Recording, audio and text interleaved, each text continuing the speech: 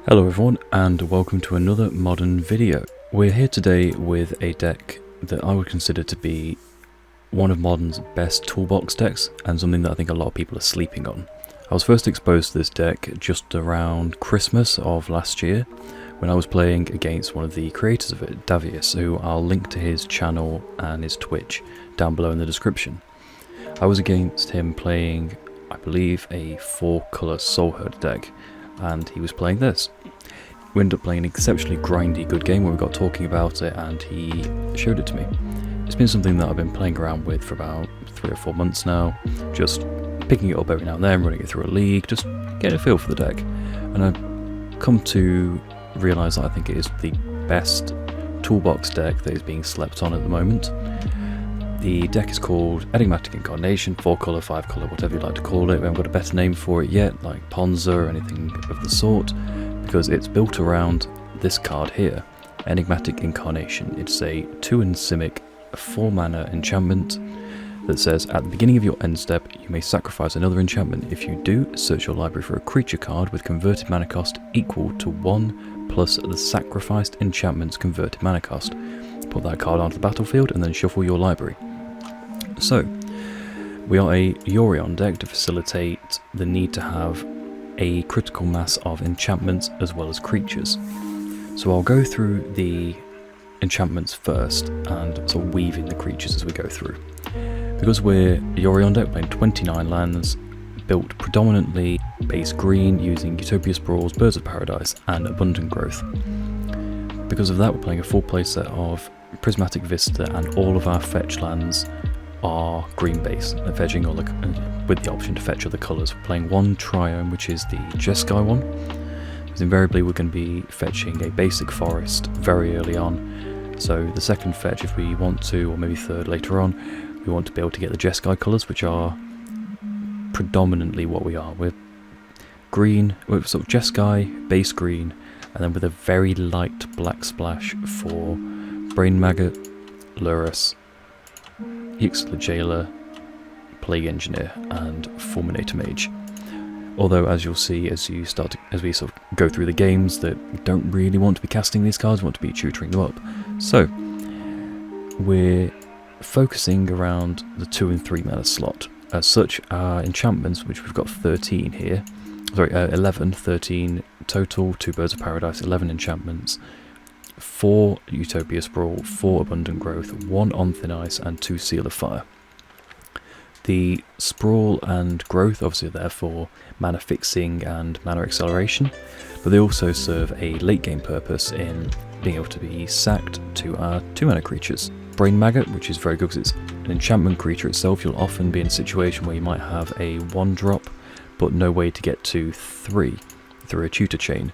So you end up, because it's a enchantment creature, you tutor up Abundant Growth, using Abundant Growth or Utopia Sprawl, you tutor up Brain Maggot, have a look at their hands, then next turn you get, because you've got the knowledge of what's in their hand, what the deck they're playing as well, you get to find the perfect hate piece on the next stage of the curve. Goblin Crater Maker is fantastic, there's a lot of artifacts running around, it's just a decent creature that you can kill. It's a decent creature that you can use to kill another permanent, be it colourless one, 2 mana to another creature. It's a very versatile card, but importantly it's versatile that you can get back with Lurrus. Omen of the Forge is one of our enchantments that we'll talk about in a moment. Scavenging Ooze, just decent graveyard hate, very good against dredge and anything like that, which this deck doesn't look like it does, but it does have a pretty good dredge matchup. Meddling Mage is another one to combo with Brain Maggot, but for the most part it's just good against the decks where they need to cast one spell to win. You know, we're talking about the Inverter decks that need to resolve a Inverter of Truth to win, Living End, you know, quite a few different other combo decks, and having that game 1, just I can protect the Queen kind of style of play around Meddling Mages, very useful to have. Speaking of Protect the Queen, we've got Spellsky, it does what it says on the tin, protects other creatures, it's very good against burn, it blocks very well, just an important creature to be able to tutor up in a lot of matchups. Charming Prince is a bit of a weird one, it's not something we'd usually tutor up, but it's one we would like to draw, it can scry, gain life, you know, the usual stuff, But importantly, we can do blink chains with Charming Prince and Yorion to gain incremental value. If we're in a board stall locked underneath an ensnaring bridge, then we can start looping these two to I don't know, burn them out with Omen of the Forge, Seal of Fires, things like that, and just get some really good value, or just start drawing cards off other enchantments. The 2-drop enchantments that we're running, I suppose we should talk about Phantasmal Image as well. It does what it says on the tin. If we perhaps need an extra copy of one of our creatures, we have 2 tutors that we can get. We can get Glass Ball at 2 CMC, and Phantasmal Image at 2 CMC and Glass Ball at 3 CMC. Just get some extra value out of our one-of creatures. If we maybe, for example, need an extra bit of draw with a Pyromancer, or we want to bounce more permanents with a Reflector Mage, mop up some more tokens or things with Deputy of Detention. It has a lot of versatility. We want to be able to tutor for that using one of our 1 or 2 mana enchantments. Speaking of the 2 mana enchantments, we have a playset Spreading Seas. Very good, it can steal games, can lock people out. It's also a cantripping enchantment, which is most importantly because it has a lot of value. We want to play stuff that disrupts our opponent but also draws us a card, so we're not losing tempo. Omen of the Sea, fantastic. It's a flash enchantment. Scry 2, draw a card, you can then sack it later on to scry 2. But the important interactions with these are Renegade Rallier, which is secretly one of the best cards in our deck. A popular turn 3 or turn 4 play that we can do is Enigmatic, sacrificing an Omen of the Sea or Omen of the Forge or Spreading Seas, getting a Renegade Rallier and then getting those back so we can start again next turn. It means we don't have to have additional enchantments, we can just keep going, tutoring things up, and perhaps we just want a body or to draw extra cards. On to the 3-drop slot. The only card apart from Enigmatic and our Acceleration lands or Mana Fixing lands that we have 4 of is Skyclave. It is a card that you have to have in toolbox decks. It answers any permanent non-land under 4 CMC. It's just something that we can't leave home without. It is a phenomenal creature. That's one of the reasons that I've put Deputy of Detention back in this deck. A lot of people have been, or the 2 people that are really playing this a lot, Davius and Mordekaiser, are cutting Deputy of Detention and they're playing Fulminator Mage in the main. I'm not a big fan of this because when we're in grindy games, we're just taking out Tarmogoyfs, multiple things, Death Shadows, all that good stuff. You know, invariably they will be able to remove Skyclave very easily. One of the worst things that you can do is then have to deal with the 1/1, 2/2, maybe even 4/4 tokens that are left behind. That's why I like just to keep a one-off Deputy after, I don't know, maybe we've blinked Yorion, for example. Let's just have that back. Maybe we've blinked all these Skyclaves of Yorion, mopped up a load of tokens, then we want to tutor up just a Deputy, get rid of all the spirits that have been left behind, and then we've all of a sudden just on a board wipe accelerated ours massively, and next time we can swing for the win. And that has come up more often than blowing up a land with Fulminator has. I think it's got a lot more equity. I've spoken about Renegade Rallier. Night of Autumn, it's a good card. It's got some value with being blinked later on with Yorion. It's a card that was previously Uro's slot because Uro did everything that Knight wanted to do and more.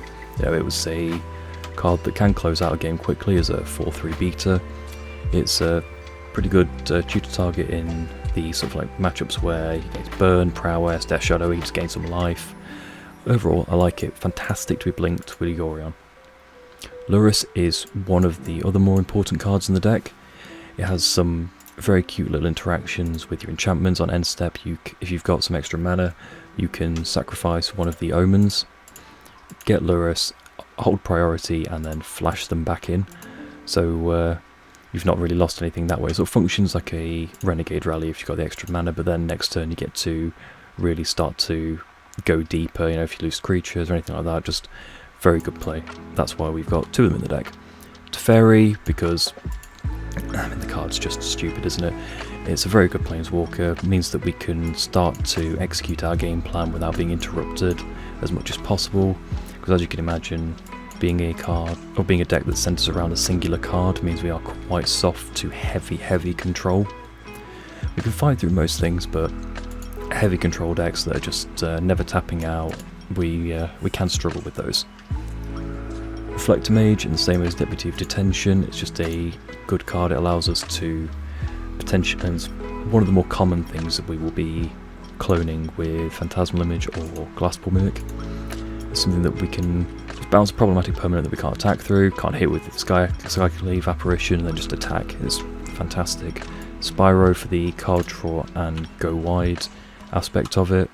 Magus of the Moon, which does look a little bit weird in this deck, but because we're relying so heavily on enchantment and basics off Prismatic Vista and whatnot, it's not uncommon for us, once we've got an Enigmatic Incarnation out, not to be bothered about mana, and just very easily lock out, for example, on like a human's opponent, get some more game against Eldrazi Tron, Blue Tron, Green Tron, anything like that.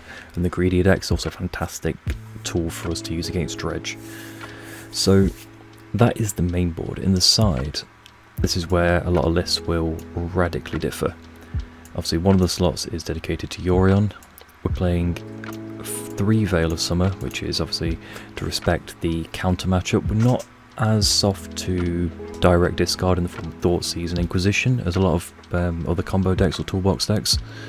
So I won't usually bring it in against Jund, for example. But I do like it against Blue-White Control, Esper Control. Less so against Jeskai, but hope that one won't come up because that's not a fantastic matchup. Seal of Fire just for mainly things like Death and Taxes, low to the ground decks where they're taxing the mana and we just need something really early that we can interact with. Just kill a creature, then next turn untap, play an Enigmatic, or just loop it very easily with Luris, because sometimes it can be hard to I don't know, through a Thalia start killing things with Omen of the Forge. That's why that's there. Onto the creatures. We've got Auriok and we've got one of Auriok Champion and a one of Core Firewalker. Those obviously for the Burn, Death Shadow, Jund matchups, things where we've got to respect what our opponent's putting onto the board and their clock. If you can start copying with Phantasmal Image, Glasspool Mimic, Core Firewalkers or Auriok Champions against your Burn opponent, it's going to do a lot of work, particularly Core Firewalker. You can really start to outclass whatever they can put out, and then with just the incidental life gain that this deck has, we can very quickly close that game out. Ixalar Jailer is a concession to Dredge. It's got to be, even though we are we've got some graveyard synergies, not a lot, we've got a couple, so we don't mind playing that card, particularly against stuff like Jund, where they got Croxer and things like that, where we just want to stop what they're doing and without affecting our game plan, because we can still get back our creatures through this. And that's where Kaneros comes in for dedicated graveyard decks like Dredge. We want this card on the battlefield. We are then going to be sort of looking to take out Luris, because it does obviously create a bit of a nombo, but it's a concession that you don't mind making. Destiny Spinner is, as you would expect for the control matchups, it means that our creatures and enchantments can't be countered. Something we'd like to draw early on or as a first tutor target in case they find a way to remove the Enigmatic. Also, in very, very grindy games, I'll bring this in against Jund. If they are more of the boomer style, old school Jund, then I'll bring that in just because the target land you control becomes an XX elemental creature with trample and haste until the end of turn, where X is the number of enchantments you control. That ability is exceptionally relevant. You can create a 4/4/5/5 8/8 very, very quickly with this deck if you aren't chaining with Enigmatic. So sometimes we do just need that finisher, and it's something that Jund can struggle to deal with, particularly if we've got a Teferi out. Collector Roof, Artifact 8, does what it says in the tin, doesn't affect us at all.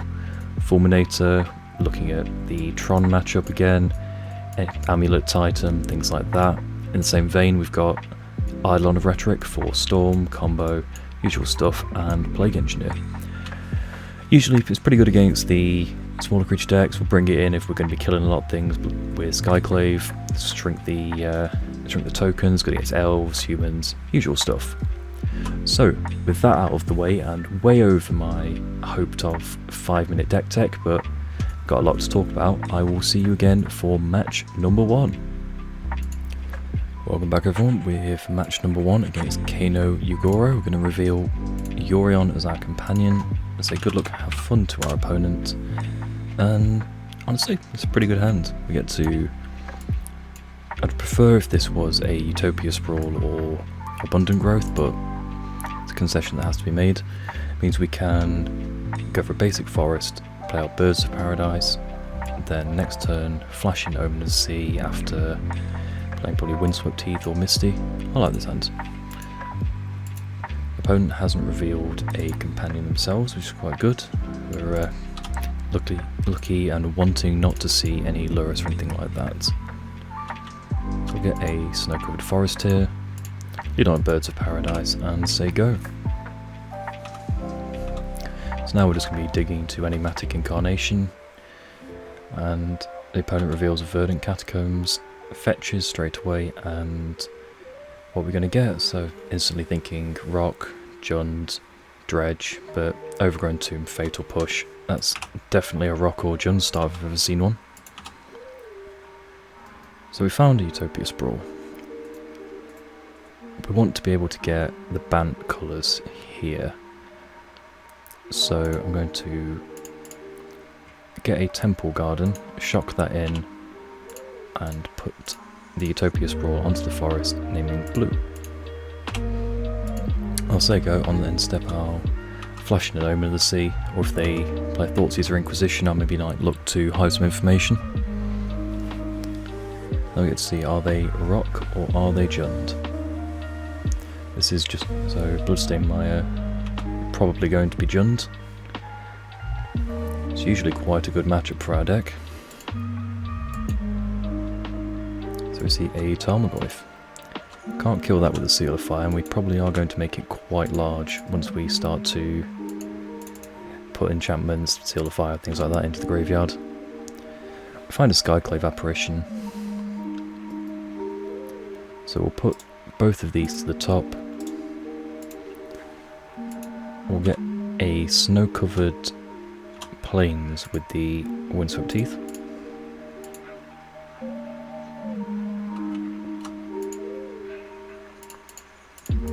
Unfortunately, we do have to waste a little bit of mana, but it's not too bad. We'll get rid of the Tarmogoyf, that can outclass our creatures very easily.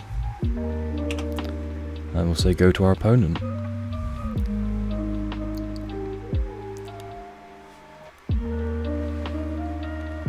Very happy not to see a red and 6 here. Our opponent's wondering whether they want to Liliana. We can downtick.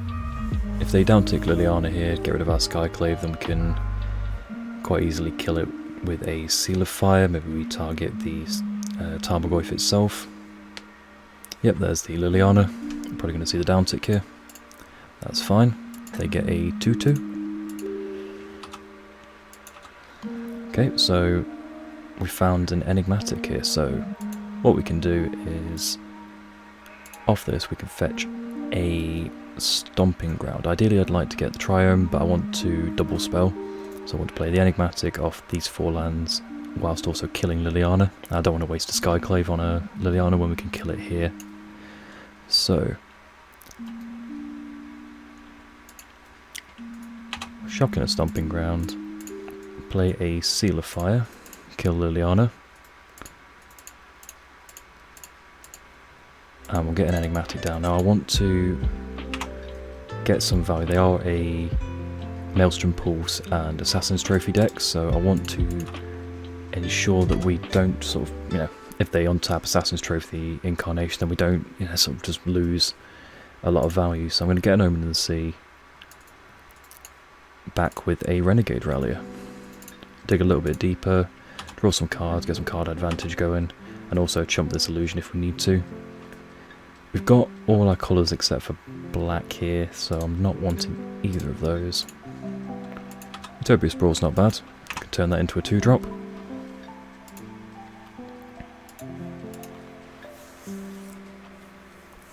So we don't want to see a Maelstrom Pulse here, or an Assassin's Trophy.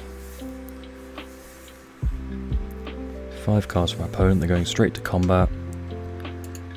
Yeah, I'll let that go through. Means that we can... Okay, there's the Maelstrom Pulse, and Raging Ravine from our opponent. Okay, we'll draw a Prismatic Vista here, so... crack that. We're going to get a snow-covered forest. We've got blue here. We might want to get Magus of the Moon or draw it sooner rather than later, so I'll put the Sprawl on white. Can we get Yorion into hand as well? So we've got... If we do that, naming white, we can play out a Knight of Autumn as a 4-3. Put Yorion into our hand. Assuming no Thoughtseize or Liliana here, or Croxer, then we will be able to blink these next turn. We'll to get in with the Knight of Autumn, blink the Renegade Rallier, and the Omen of the Sea, get back possibly a Seal of Fire, something like that. So I probably won't fetch a basic here. I don't think they're going to expect a Magus of the Moon from our deck. Unfortunately, they do find a Croxer, which means we do lose Yorion. Bit of a shame, but we'll sack Omen of the Sea on our upkeep just to ensure that we draw something relevant.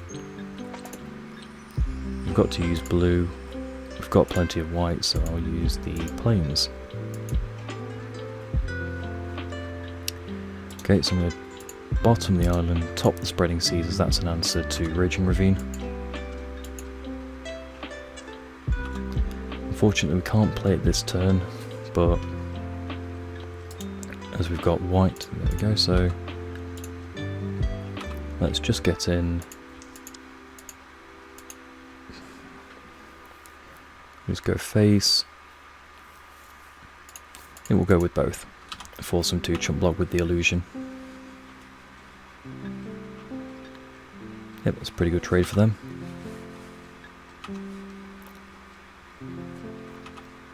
They'll probably get back Croxer next turn. We'll pitch the Spreading Seas to it, and hopefully we can draw a way to answer it. They could just activate Raging Ravine here. Yep, so the Inquisition first, see the coast is clear, and definitely are going to Croxer now. No, play a land. Okay, so Croxer is going to come down. We've got four types in the graveyard anyway, so the Goyf will be pretty big. The ping goes down to 6, one swing is now lethal. Going up, getting back a Verdant Catacombs, so now it's all on this draw step. We draw Goblin Crater Maker. Interesting, does that do anything for us?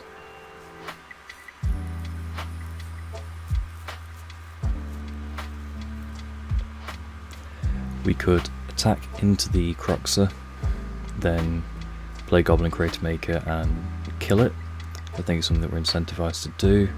They then attack with the Raging Ravine down for 4, down with Ren. Any Bolt or Crox will be lethal. I think that is our best play, because next turn they've got Croxer attack, we chump. I think we'd rather force them to make a mistake or force them to have a way to kill us, and this maximises our opportunity to have a draw step and chance of winning this game.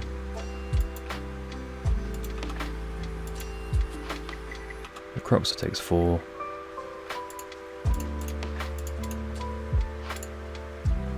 Play Crater Maker, kill Croxer, and say go.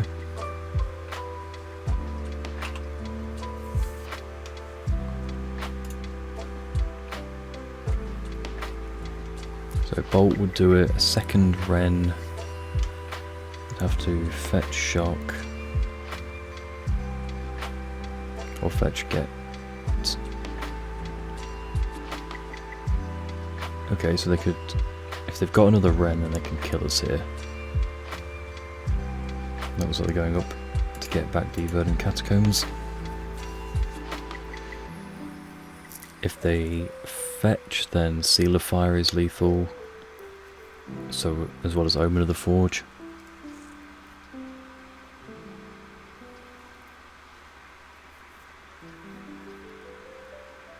Okay, so activating Raging Ravine and attacking for 4. If they have a Bolt here, then we are dead. they would have to fetch to do it, but unfortunately we draw a Misty Rainforest, so that is the game. On to sideboarding. I'm going to bring in Aureok Champion. Not convinced about Veil of Summer. It is pretty good at protecting against Maelstrom Pulse and Assassin's Trophy. Fulminator Mage is an answer to Raging Ravine, but we are Mages of the Moon and playset a Spreading Seas deck, so I'm not interested in that. Destiny Spinner, I do quite like against them. Okay, for the most part, I think we can deal with this. I might bring in a Kaneros as well to stop Croxer. So what's not good here? Brain Maggot's not fantastic. Meddling Mage isn't good here. Not a big fan of Reflector Mage. Onthin is not... They are, again, they're an Assassin's Trophy deck. Abrupt Decay, Maelstrom Pulse, so I think Onthin loses a lot of equity. Particularly for bringing in Veil of Summers and things like that. I want to try and keep your creature count quite high. Scavenging Ooze is pretty good at keeping their graveyard in check. Birds of Paradise is quite suspect as well. I'm going to bring in Auric. I don't think I want 3 Veil of Summer.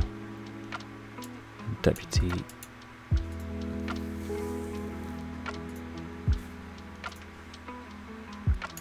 I'm not certain Night of Autumn is the best here either. Phantasmal Images actually isn't great because I just realised they've got Ren and 6, so the down tick just kills it. A lot of ways to interact with creatures that way. Same with Brain Maggot. I think I do actually prefer that to Veil of Summer. So we will throw it back. I'm going to take the play, reveal Yorion as our companion. Got a very good hand, so I'm going to keep this. It gets name. So if we Snow-Covered Forest here, naming white, then we can untap, play to Fairy. Blue would be the best, but we have got the breeding pool already. That would allow us, even if they don't play land. I would like to Spreading Seas them, but I'm going to play maximum upside here and name white. Just makes, because Skyclave is obviously a very important card in our deck, and we are likely to draw it considering we've got 4. They play a Raging Ravine.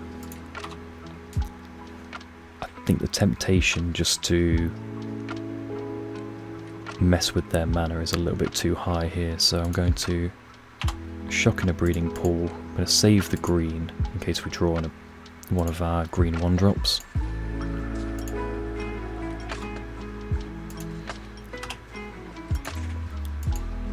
Okay, don't draw Lurrus, which is pretty good. Hopefully this has stopped them from utilising Ren and 6 properly. Also means we've got something to target with Enigmatic on 1 and 2 if we should draw it. So they're shocking in a Stomping Ground here, playing a Tarmogoyf. Okay, so we've got Teferi here. So let's just play him. We'll bounce the Tarmogoyf. Draw an Overgrown Tomb, so I'm gonna Windswept Heath. I'll fetch the Triome on the end step. They haven't got access to black currently unless they find it with a land drop. Yep, Overgrown Tomb shocked in, so we might see Teferi being removed here. Nope, just Ren and 6. That's fine with me. Nice tempo hit, draws a card. Saves a lot of life. We get to develop our mana quite a bit. So we could Lurrus here, we've got nothing to buy back. I do quite like just scrying with Charming Prince and then Omen of the Sea should we need to, so get the Prince down. Scry 2. I mean, it doesn't get much better than that. So we'll top and top. We're now going to want to utilise basics as much as possible. So we've got white here off the forest. We can't get an island, so we'll just get a wooded foothills.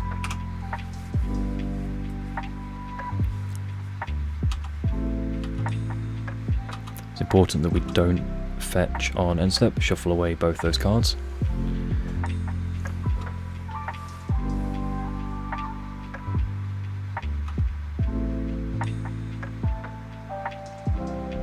So, Verdant Catacombs here from our opponent. Getting a Swamp. That's a Bloodbraid Elf into a K command, so they can make us discard, in which case I'll pitch the Overgrown Tomb.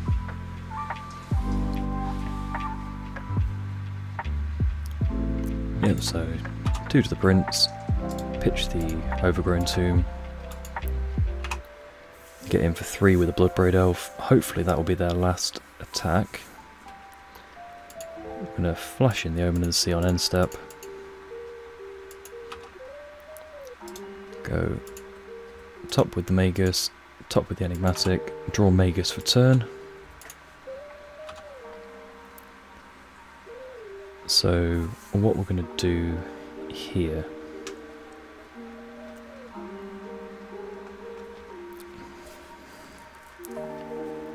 still don't know about the Magus, so I could play out Wooded Foothills, get down an Incarnation,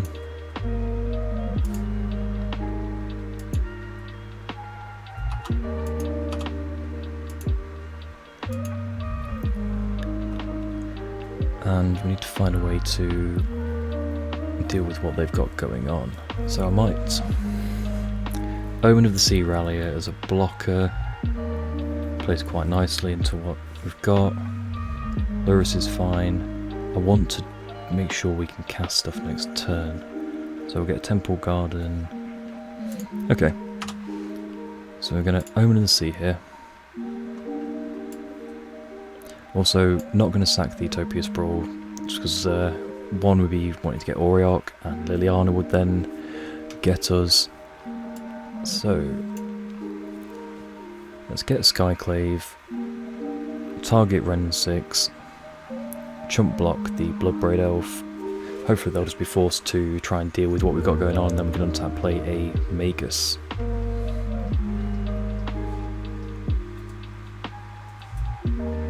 Okay, I like that.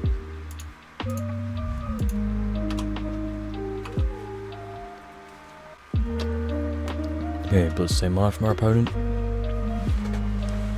Fetching a second Swamp.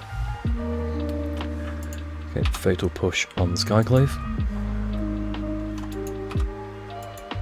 That's absolutely fine. And they play Ashiok. So we're gonna fetch in response. Get a Temple Garden.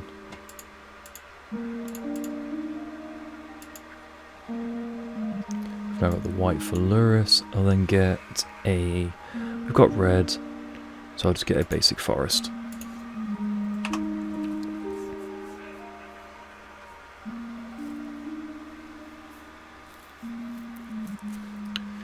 Okay, so what do they hit? And they correctly targeted themselves because they've got Croxer in their deck, so that's fine.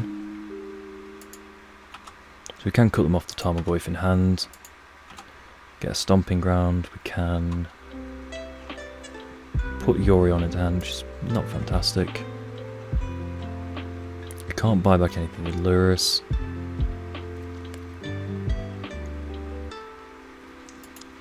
It was a very well timed Ashiok, now we need to find an answer to it. We'll get Lurrus down. Might regret this. Get Magus down. And say go. I'm going to say no because Ashiok prevents you from searching. Here we are in a tight spot here. They are now Rakdos. Typically, Jund deck's quite greedy mana bases, so you only see one basic forest. They're digging quite aggressively towards Croxer. So that is a pretty good one in this spot.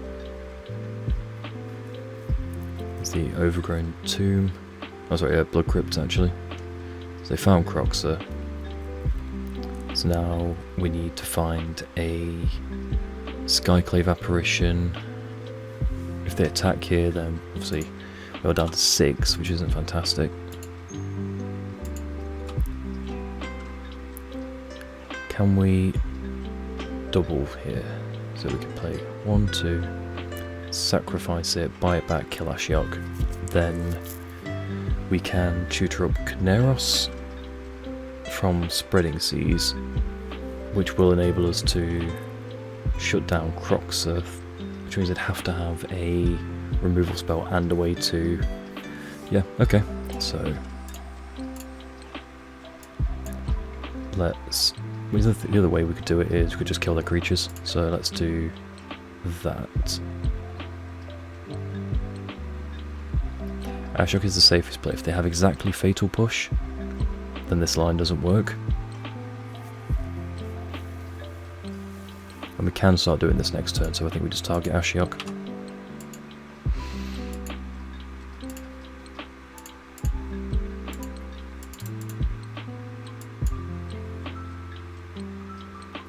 Okay, we're going to bottom the Hallowed Fountain, top the Skyclave.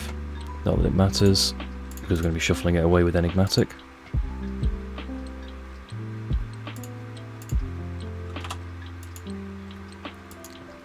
We're not going to attack here. So we have Ixalar Jailer and Kneros. I think Kneros is the better one for us here. So we'll get Spreading Seeds, we can always get that again next turn with Lurrus. And there we go. So they can't attack through us. If they do, I'll take the hit from Bloodbraid Elf and jump the illusion with Kneros, gain some life. Next turn we'll be able to wipe their board and gain 6, which is quite nice. We would be dead to double bolt here, double Croxer, from hand that is, not from graveyard, because they can't with Kneros. Yeah, it's a bit of a desperation attack, means they probably have got bolt. So what's more important here? We've got the mana to get back, or we can get another Lurrus, so I'm going to sacrifice Lurrus here. They could be using this to trigger Revolt, but we can't afford to take 3 inputters into bolt range. And if they had bolt, they'd just fire it off on Kneros anyway.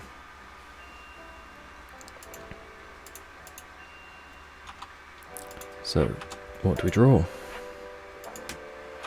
Draw another land. Not helpful.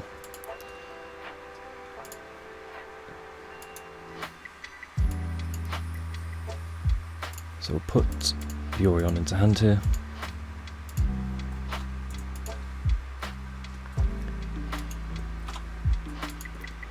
Not sure it's wisest to get in whilst we can, so what we're going to do is we're going to hold priority on the end step. We're going to target Omen of the Forge, get back Lurrus, holding priority again.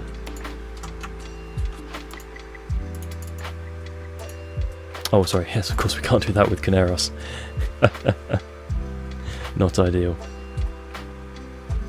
So, the Exile Season Pyromancer. That was a very daft line actually now I think about it, but we can deal with those thanks to Deputy of Detention.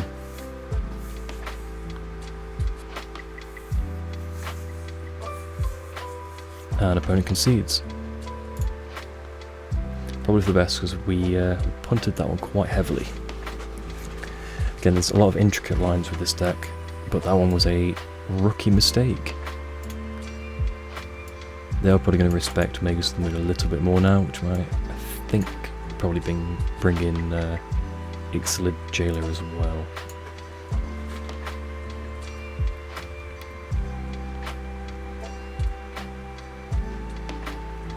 Possibly over to Fairy or Spellskite. I think I want to bring it in over Spellskite actually. I'll make that change on the draw and send it back.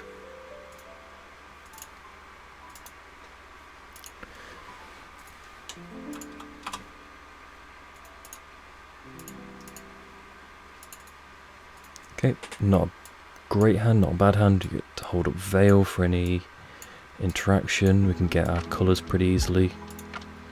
Disrupt their mana. It's not bad.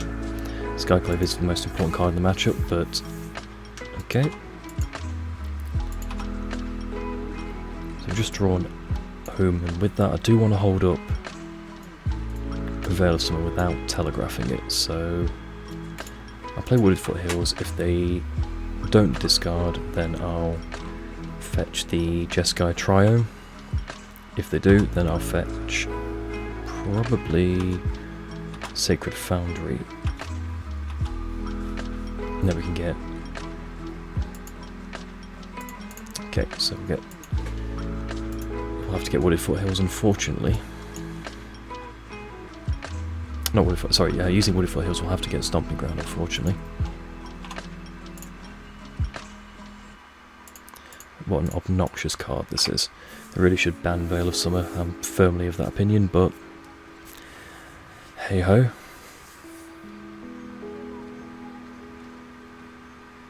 Nurturing Peatland from our opponent. So we draw to Fairy. If we get Hollowed Fountain here from the Windswept Heath, target the swamp, we can start disrupting them with Magus. That doesn't play well for us though, unfortunately. Then doesn't allow us to play to Fairy or Skyclave on turn 3, so I think I've got to do that. I need the blue, I need the double white, because we couldn't do it with. So it's quite a lot of damage here, but I think disrupting their mana is most important. Whilst we've not got a lot going on, this allows us to Fairy next turn, or we can double Omen. So we'll set up a double Omen turn the following one. Okay. Lurrus is fantastic. We'll set up for next turn, play to Fairy. They've not got access to red, and they deglamour. Interesting. Nice little bit of tech. They haven't got Bolt yet, so I'll just down tick. Do I want to draw a card? We can double Omen next turn. They could just bolt it. They could Ren ping it. They've probably got an Abrupt Decay. Or a Maelstrom Pulse, so I think just drawing a card is better here. Means we don't get blown out.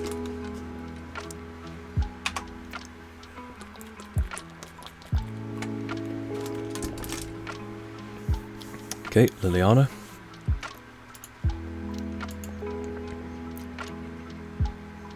So going up, so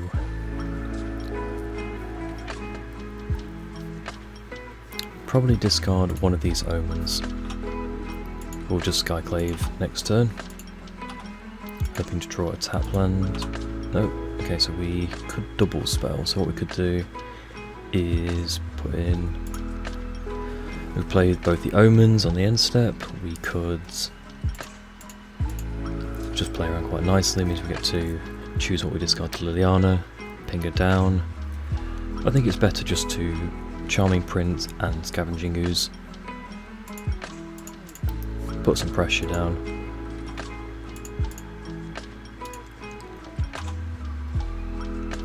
Find another Teferi and an Abundant Growth. Not interested in the growth, but I will keep the Teferi. And with that in mind, I'm probably going to Omen on end step.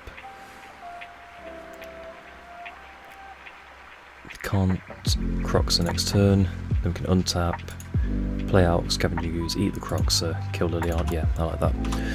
Gotta be wary of time as well. This deck has a lot of lines and intricate plays and it does go very long, so it's always a consideration.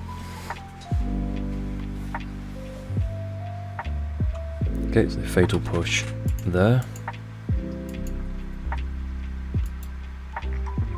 Play out Black Cleave Cliffs. We discard a card. We know we've got Teferi on top. Then we discard this Omen, knowing that we've got Lurrus coming.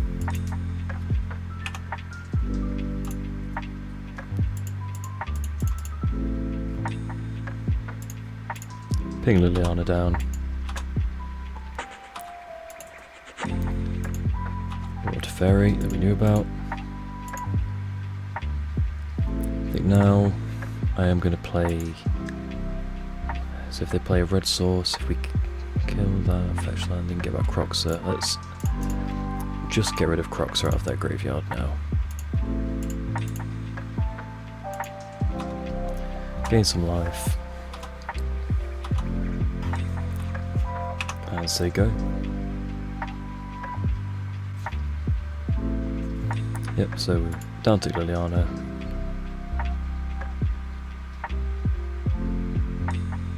Also get a Bloodbraid Elf here, yep. Going out to Fairy, they find a Tarmogoyf, it's pretty good.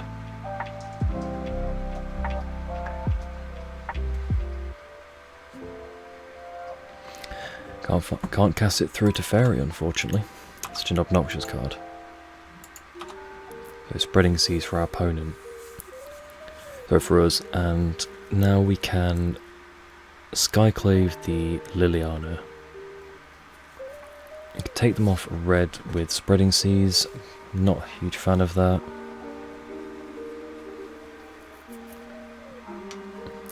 Let's just get rid of the Liliana with Skyclave. We'll trade with the Bloodbraid Elf next turn if we have to. We'd ideally like to find a 5th land so we can start getting some value with Lurrus as well. I will make this trade quite handedly.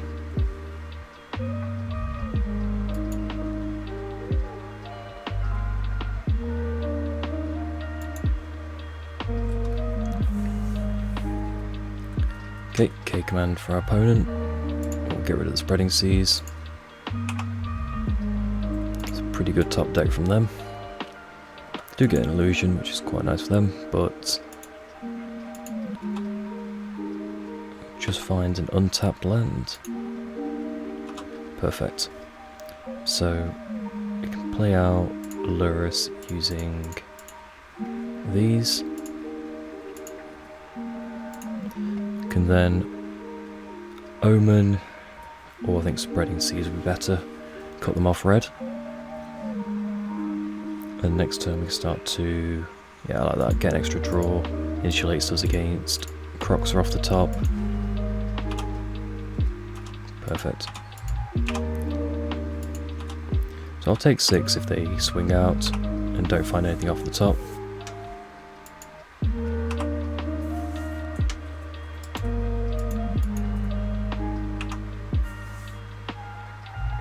Okay, they find Thoughtseize, pretty good for them. Take out to Fairy.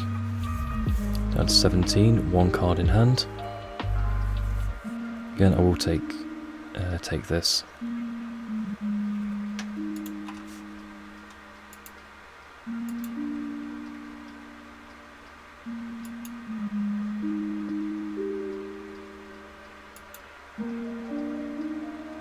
They kill Lurrus, we are in trouble, but judging by this sequence, it doesn't look like they have an answer.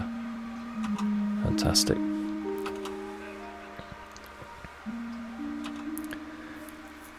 To find a Deputy of Detention, which is pretty good. Means we can comfortably double spell.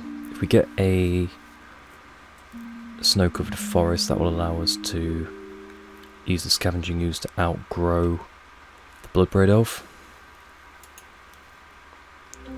And kill the illusion with the Deputy. Okay, so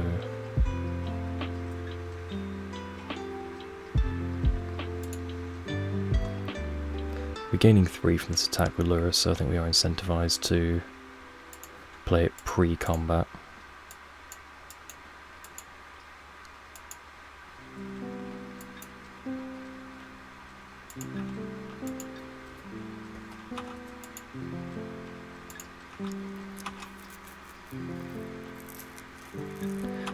Second thoughts, instead of playing the Deputy now, I'm going to hold up the Scooz activations and hold up the Scry from Omen.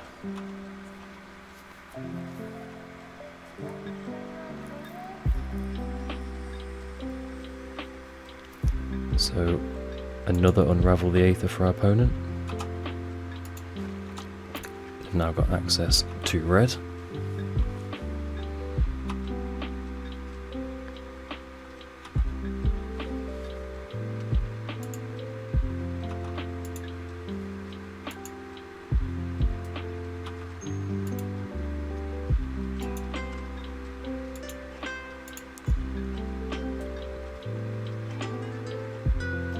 So assuming they've got a removal spell here, I'm going to fetch preemptively.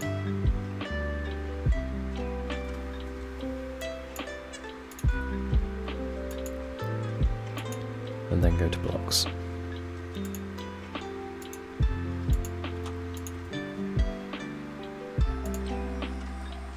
So they'll use it here most likely.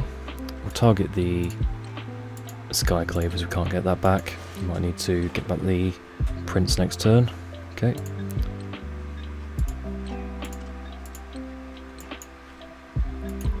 So no bolt from our opponent, okay.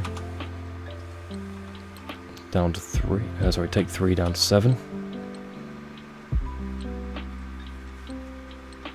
Just a land. Okay, looks like we're in the clear.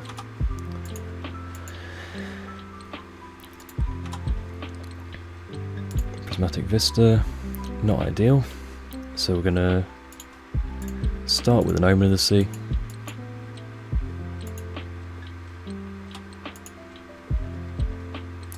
Bottoming both those lands, drawing a Glasspool Mimic.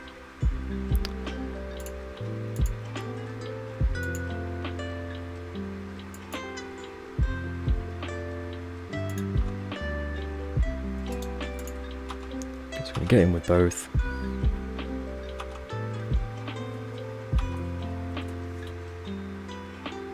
A couple of options here. We could put Yorion into hand, that way we can Omen for 4 with Lurrus buyback, but I think the safest thing to do, we are low on the clock as well, is just to get the Deputy in, remove the illusion token and have lethal on board. Also have the option to eat Bloodbraid as well.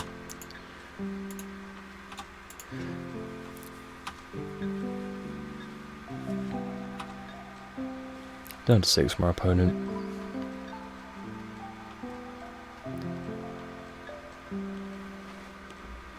Have to be a pretty good sequence of events for them to pull out of this now. No cards in hand, let's see what they draw for turn. Okay, looks like nothing good, so we take down match number 1. We'll see you again for match number 2. Welcome back for match number 2. Here we are revealing Yorion against North Lagos.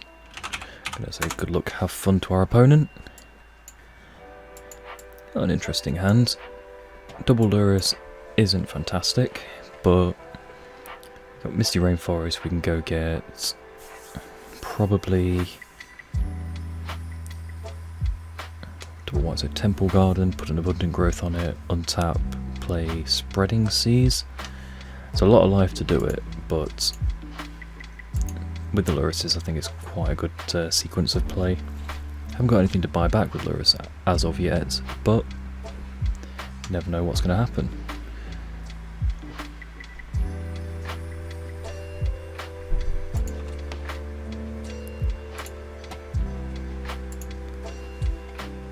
Yep, so let's get a Temple Garden here.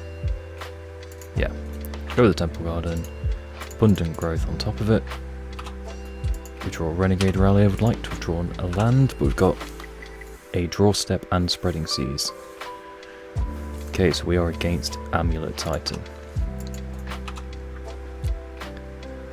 With that in mind, I want to save the Spreading Seas for next turn, but then I want this fetch land, so we could just cut them off green here. They are going to bounce it with a bounce land, so it's just a draw step here, something to buy back with Luris.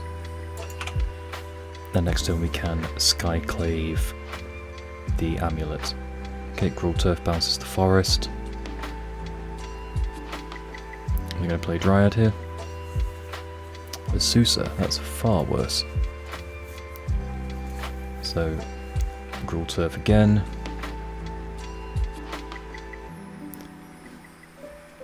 So if they use the same Gruul Turf, so they use a Bajuka Bog, okay. So we might see, we're going to see a Dryad here. So get another, as I say, pretty nutty sequence from Amulet Titan. Got a lot of targets, but I think we're going to have to hit the Dryad first. I don't know. The other option is just hitting the Amulet, slowing them right down, which I think is probably correct. It's a shame because I would like to have Renegade Rallied next turn, but unfortunately not. We'll have to. Yeah, we'll have to Skyclave. And then next turn we can untap, Skyclave the Dryad, and hopefully that'll be enough. Temple Garden from our opponent, so wanting access to white for whatever reason. Okay, that's good, it means Renegade Rally will be better in the future and we can get a basic forest without impunity.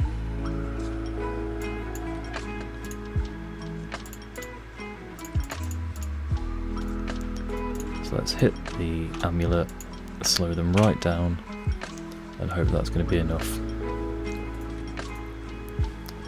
So we know that at least one of the cards in their hand is a Gruul Turf.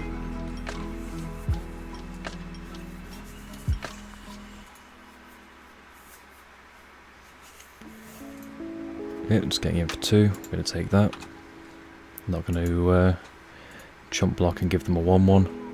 Imagine we'll see, also there's a Valakut, interesting. So if they bounce the Spreading Seas, they don't, they bounce the Vesuva. The Gruul Turf, yep. So now we've at least got a target for the Spreading Seas in the future. We're going to play the Wooded Foothills out here, Skyclave the Dryad. And get in for 2 with our Skyclave.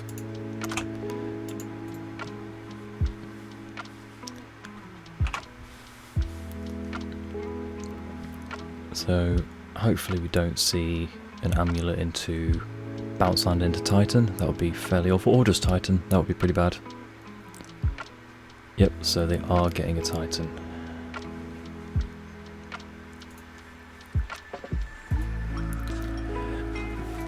Haven't got many ways to deal with that, unfortunately. Not in the main board. In the side we've got the Eidolon Rhetoric would be quite good. Fulminator Mage would be quite useful. Seal of Fires are not bad. Yeah, it's not a fantastic matchup, but makes the Moon will shine here as well. Not something I think they'll expect from our deck, so we can fetch accordingly.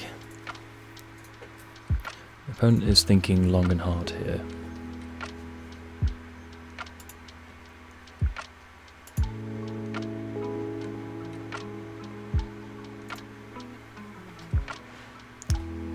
Okay, so they play the Titan and now searching for lands, so we'll see what they get. Annoyingly we can't tutor up Enigmatic. Sorry, if we draw Enigmatic we can't tutor up Magus, we've only got 1 CMC of enchantment.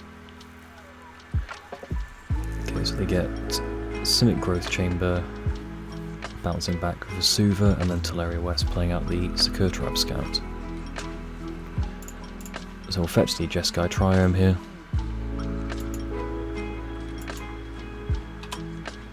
Magus off the top. Unfortunately not, so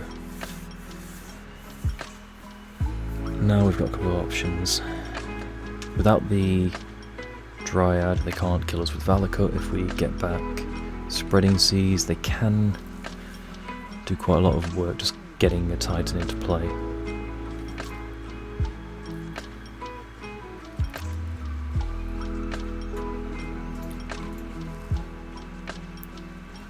So we can rally her, let's fetch, tap, rally her, get the Spreading Seas onto the Valakut, draw a card. We could lure us, do the same. Putting down as much power is going to be how we survive. So let us. So can we do both? 1, 2, 3. 1, 2. We cannot. So we'll get a basic island here just to allow us to operate post Magus.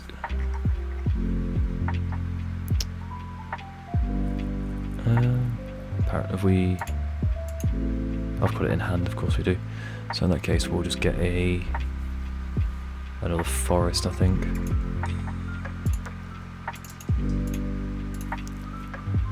We'll rally her, targeting Spreading Seas. Hit Valakut. Fortunately, we don't draw anything useful, so we have now got an out to Magus, sorry, into Enigmatic now. Even if we'd have targeted one of the bounce lands, they still would have had access to double green.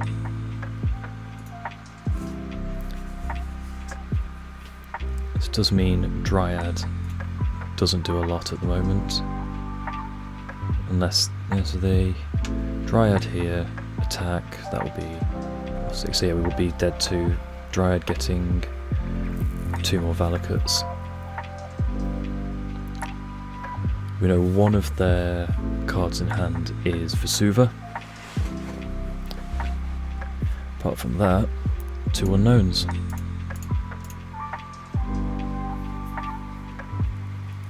Okay, another pact to get Dryad. Okay, so we'll see if they do in fact have 2 extra Valakuts. Nope, don't need it. That is game, no point slowing ourselves down. So neither of these are particularly useful. Fulminator's going to be huge here. The Eidolon of Rhetoric's fantastic, it shuts down the pact lines. Collector Roof isn't great. They're probably not going to be bringing Creature Hate. Not a big Play Engineer fan. Okay, so we'll just bring those 2. Meddling Mage could be useful. But I wasn't sure if Vesuva plus Valakut. Yep. Okay, so what to cut? I think Deputy Reflector Mage are pretty good here. Crater Maker's interesting. Hits the Amulet. I quite like that. Spellskite could be pretty good for targeting Valakut triggers and activations. Seal of Fire is not fantastic. Phantasmal Image is a little bit suspect, but I don't think we can afford to cut it. Not a huge Teferi fan here. Don't really care about many instant speed things. It can bounce a Titan, but we've got a lot of ways to do that and interact. Yeah, we'll run it back. So we are back here on the play against Amulet with a pretty bad hand. Annoyingly, it does have the Enigmatic, no useful enchantments that we can cast, no acceleration, 2 lands. Let's send this back. This one is somehow worse, so we're gonna...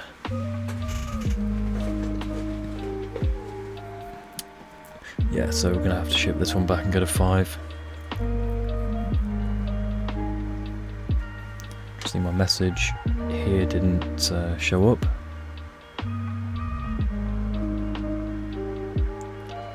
Oh, there it is. Oh no, it's not showed up for whatever reason. I was just explaining that the only reason I know the interaction is for me is of playing Blood Moon decks. Okay, so this is keepable. It's not fantastic, but it is keepable. So we'll go Misty Rainforest and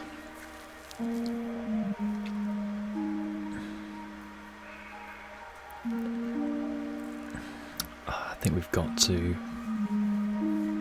Rally does accelerate. I think we've got to pitch Rallier, unfortunately. So Windswept Teeth, fetch Jeskai Triome on end step, and say go.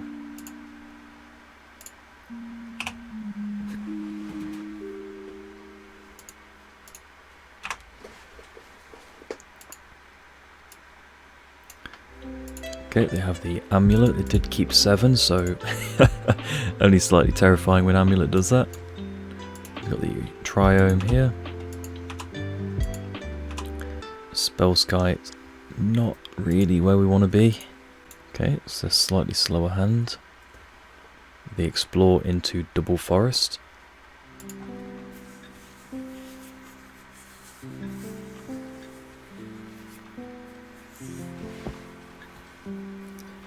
They find a way to play Zeusa here, and obviously we have got an answer to it with Omen, which is quite nice. Garen Briggs, only moderately terrifying, does accelerate them one extra turn as if their deck wasn't already fast enough. I'm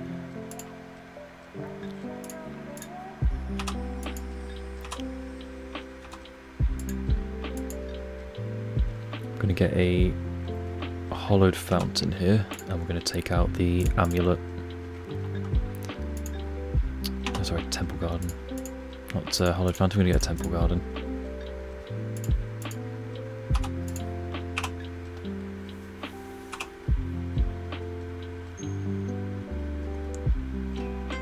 Okay, so we're going to see Zeusa or Dryad here now. Just an Explore. The opponent kept a setup hand, which means probably got a couple of Titans or something similar in hand, maybe just a little bit land-light.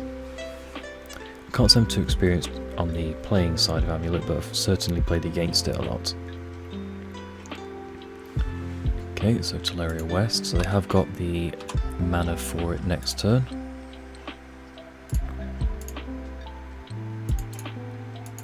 Play out a Spellskite.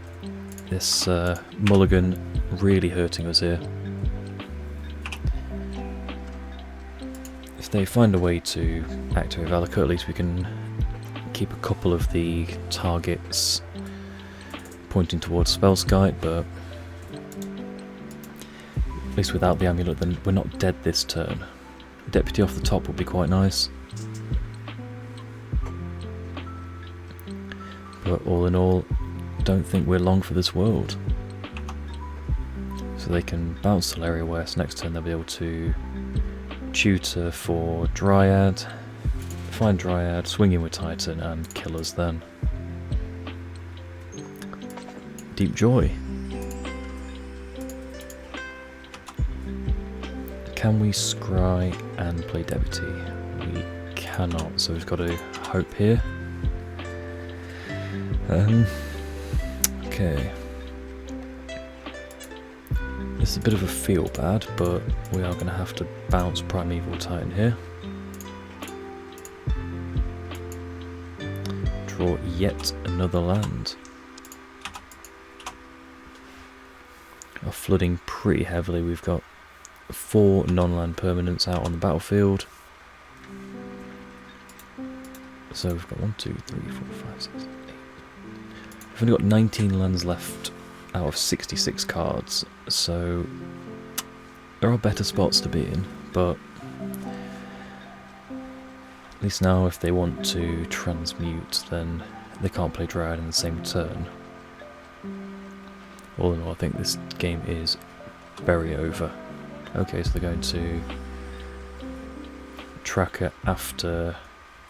Yeah, this is very, very over.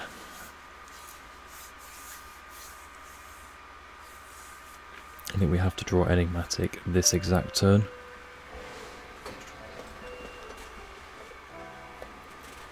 Yeah, that's pretty much it. It's our only out. Enigmatic, fetching Magus, and even then we're then just probably dead to Primeval Titan beats.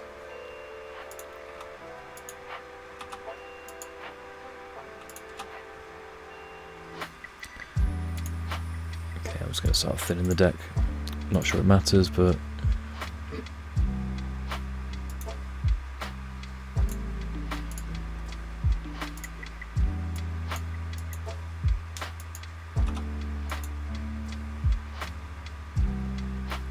oh, that's at least something, but not ideal.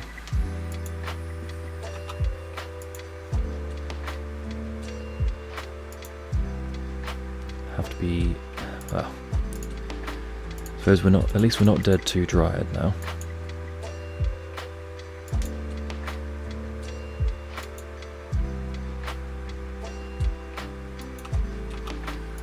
Probably a bounce land here. Vesuva, no, just, yep, saving that, we don't get the draw, that is GG's. I'll just scoop it up here, there's no point, so watching them go through it, the multiply was pretty rough. So I will see you again for match number 3. Okay, we are back here for match number 3 against TDC, and good luck, have fun, revealing Yorion as our companion. And keeping it not a bad hand. So we get to go Utopia Sprawl on white. Yeah, we'll keep this.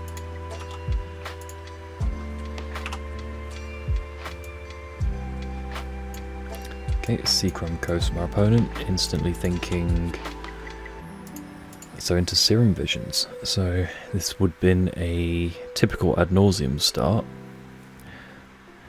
Could be, I'm not sure if it's the Esper Inverter style deck, could be just a very weird Stoneblade list.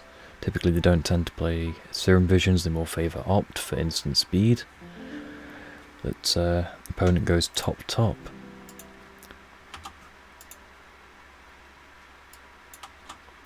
Get an Abundant Growth, which is quite a nice pickup. He's got 2 things to target in the future with the Incarnation. Still going to put it on white, and we'll say go. Hopefully we can masquerade as Heliod here. City of Brass, so this is probably Ad Nauseum, or some variation of it. So Pentad Prison. Yep, so now we're going to Prismatic Vista, getting a Plains.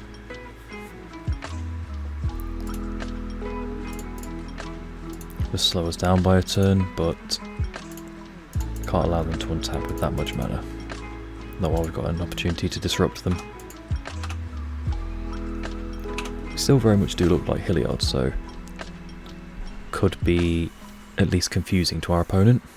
Sheldock Isle. Yeah, I think this might be an Esper Inverter style of deck. Not sure how this one plays up, it's quite a new deck on the scene the past couple of weeks, so hopefully we just see, yep, another Pentad Prism, taking another life. We'll attack them down to 16 and we'll get rid of that.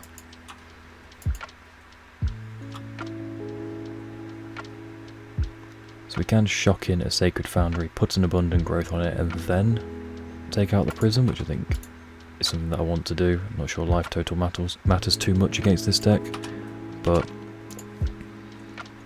we don't want to be too... yeah, I think we have to do this. So we'll Abundant Growth here.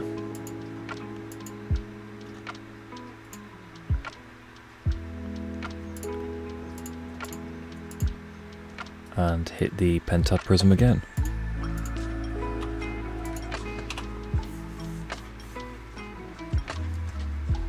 I think once you've started attacking their mana, you have to really continue.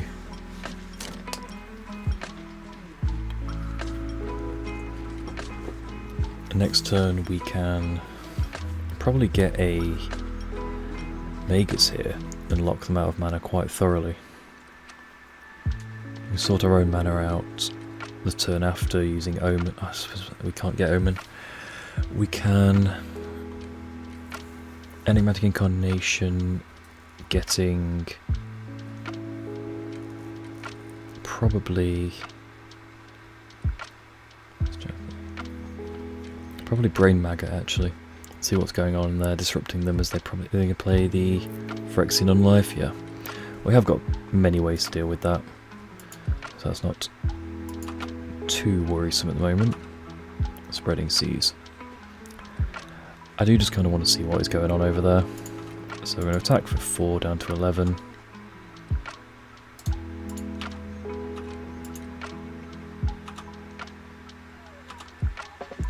Play out the tap land whilst we've got nothing better to do.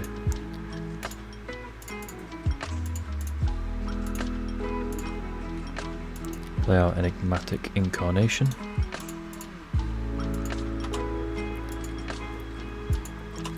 We've got plenty of white here. I'm going to sacrifice the... get blue off the Spreading Seas. Then I'm going to sacrifice the Utopia Sprawl. Get a Brain Maggot, see what is going. So they have Angel's Grace and another Phyrexian Unlife, so we're going to take the Angel's Grace.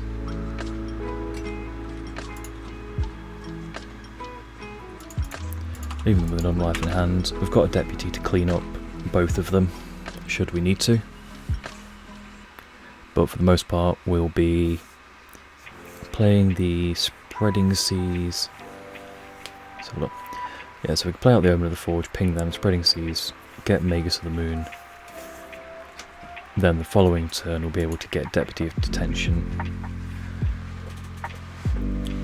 Alternatively, it looks like they might have something underneath that Shelldark, maybe a Thassa's Oracle, so let's thoroughly disrupt their plans with a well-timed Magus.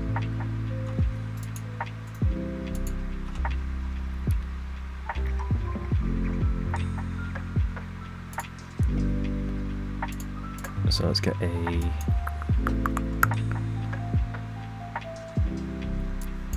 basic forest here. We can do it all, so we'll put the abundant growth onto this forest. See what we draw. Okay, so we're going to then Omen. We'll target them.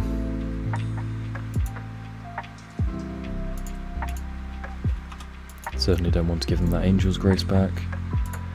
And then we'll use the Spreading Seas on the Shelldark, just in case. There is an option, actually. Oh, they do have access to blue because of the talisman.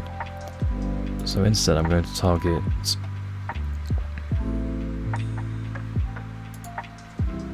I might not target anything, actually.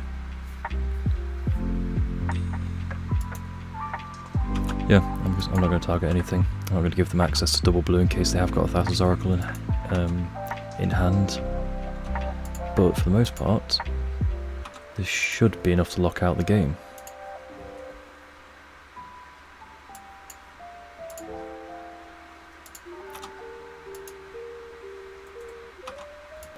So their one card for turn, I think, was a Serum Visions. Yep, they're just testing to make sure that's how that works. And it is. So they've got one card that they drew beforehand, and a Serum Visions. Yep. Okay, I think we got away with that one. So, against Ad Nauseum, I want Fulminator. I probably want Veil of Summer. Definitely want Collect Roof. Eidolon could be useful. Not really. Caneros isn't fantastic, I don't think. They have many graveyard synergies. Plague Engineer, definitely not. Destiny Spinner, possibly. I could see that being useful if we've got space to cut. So, Meddling Mage certainly has its uses here. On Thin Ice, I think is great. But we want to try and see what we can cut first. don't think Reflector Mage is fantastic. Not a huge fan of Teferi. Common Creator Maker can blow up their artifacts. Scavenger Goose keeps their graveyard in check. I don't think Seal of Fires are very good.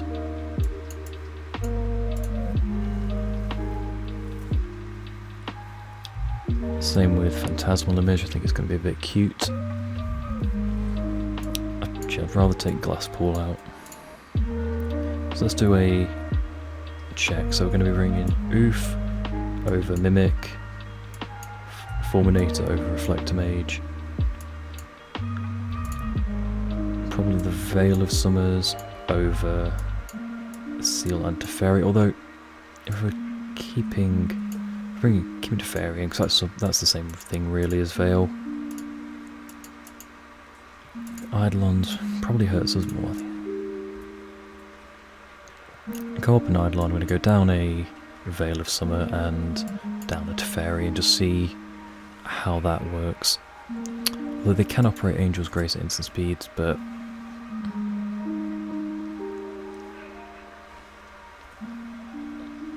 let's cut the image and keep in the Teferi. Okay. They're probably not going to allow us to cheese out a win again like that, but you take what you can get. Like I was saying in the deck tech, you do often get quite a few cheesy wins. Okay, so you can name blue here to get Teferi on turn 2. It just cuts off Skyclave. Renegade Rally doesn't have any targets, just got to trust that we draw another land. I think it's worth taking a risk on. Spellsky's pretty good as well for any targeted removal. Definitely a target for a Fulminator Mage there.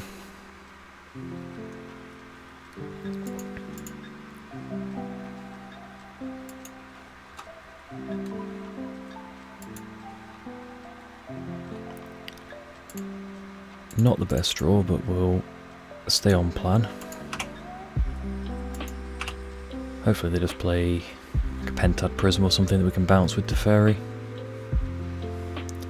Just a thought for value, Thassa's Oracle wouldn't be fantastic.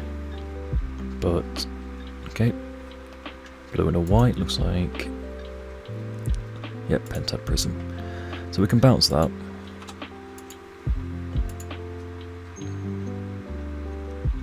Spreading Seas. That will be good next turn, if we've got nothing better to do.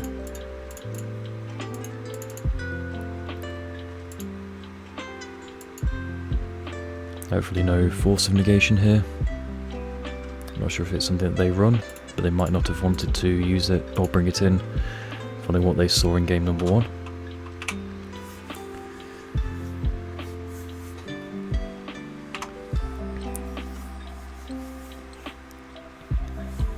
Any white source now would allow us to get rid of that Pentad Prism. Spreading Seas allows us to mess with the Sheldock Isle. Doesn't cut them off a colour as they are base blue. Okay. So see the Pentad Prism that we knew about, they topped with the Serum Visions. Okay. Perfect. So we'll tick up Teferi. We will have to get a Temple Garden here, I think.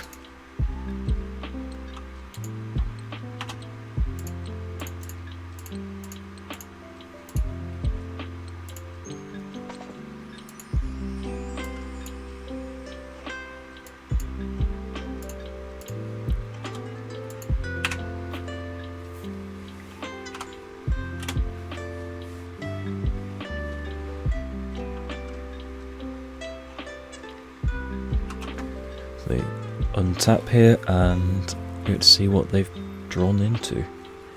We are going to have to Spreading Seas that Sheldock Isle almost assuredly. If they tap one of their gemstones once more, they will lose access to mana from it. So this plan of really going after and fighting over their mana has paid off, it looks like, at the moment, or at least hopefully will. Okay, nothing from our opponent. Draw a Scavenging Ooze, not fantastic, but uptick with Teferi, see what we draw.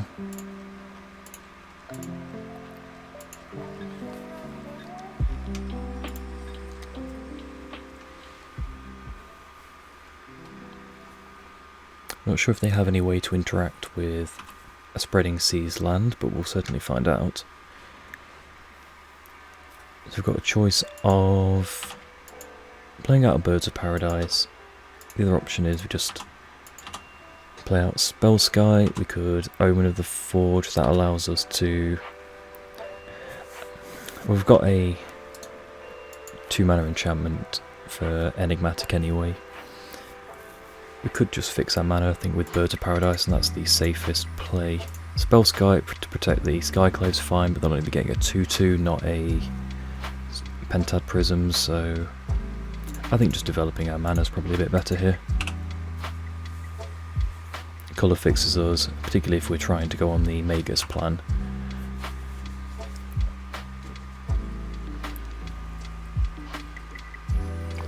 Okay, so an Angel's Grace from our opponent. Into a Spoils from the Vault. Looks like they are going to be comboing off.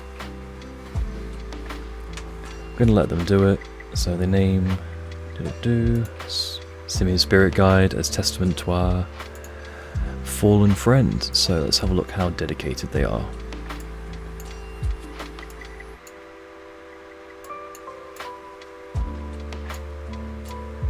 Yep, so that's his Oracle, that's fine.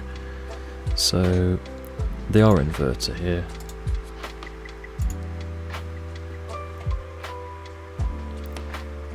Anything interesting or of note that they bought in? So they have got Wishclaw Townsmen and Teferis of their own, which means they will be able to interact with our Enigmatic with a bounce.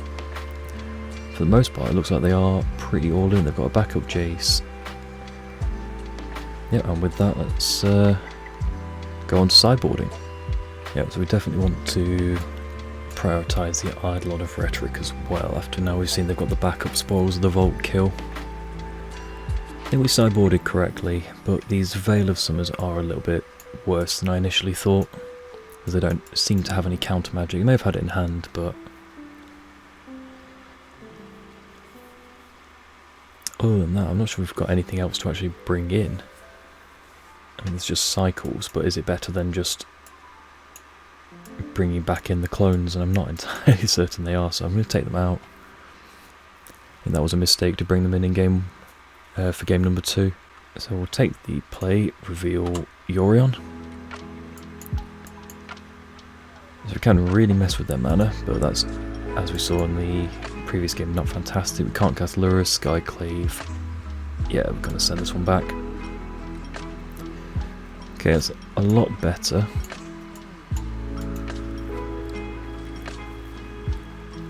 So we put that on. It's better, but it's still not good. We can't cast anything in our hand using it. We'd have to get another. We'd have to draw something next turn. If this was literally any other land in our deck, then we'd be okay.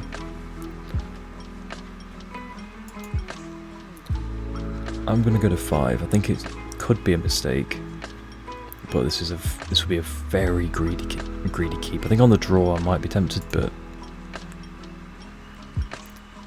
okay. So got Meddling Mage here that can name Thassa's Oracle. We've got Omen the Sea, Collect Roof. So we've got redraws. We've got okay. So we've got a way to filter a two hate pieces. Yeah. Let's go with that. We can get all the colours that we need by getting the Jeskai Triome. Let's play the Windswept Heath. End step we'll get that. Sheldock Isle, of course.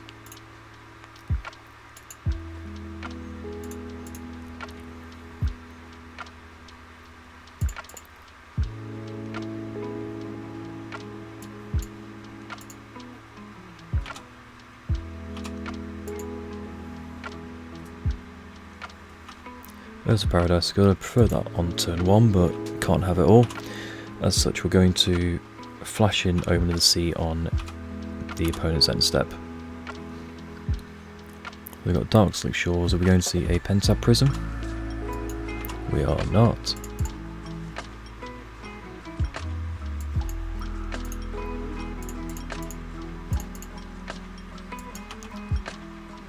So we find an Enigmatic and a Misty Rainforest. So we're going to top and top. We're going to draw both, draw that off the Omen and draw the Enigmatic for turn.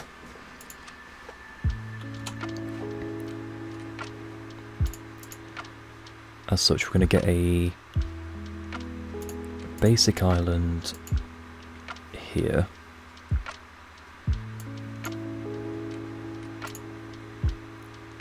Going to play out a Birds of Paradise, followed by a Meddling Mage, naming probably Teferi. The other option. So what do we see to interact with their deck? So if we name Teferi, they can't. But then we're going to be getting Magus to the Moon. So does this cast?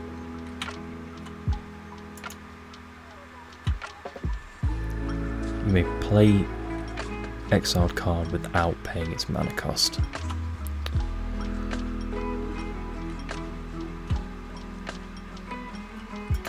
So it doesn't say cast, so it doesn't stop Shelldock. Could just name Thassa's Oracle. That stops them from the other ways. We name Teferi, that way we guarantee Enigmatic comes down next turn. We guarantee that we can Blood Moon them. Then we just beat them down with a Collect Roof and a Meddling Mage, hopefully. Could name Path to Exile. No, I'm going to name Teferi Time Raveler here.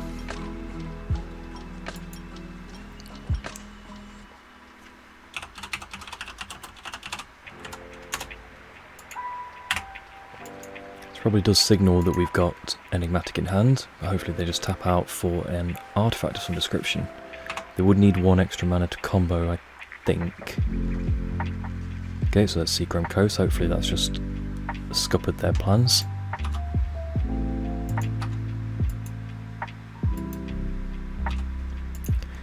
Excellent, so we can use this to get white.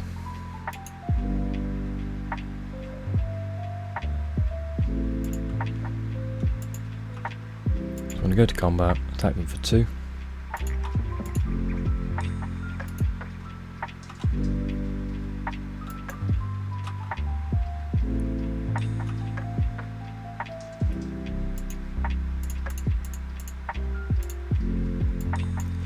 Here's hoping. I think the game is just going to be decided on the stack here.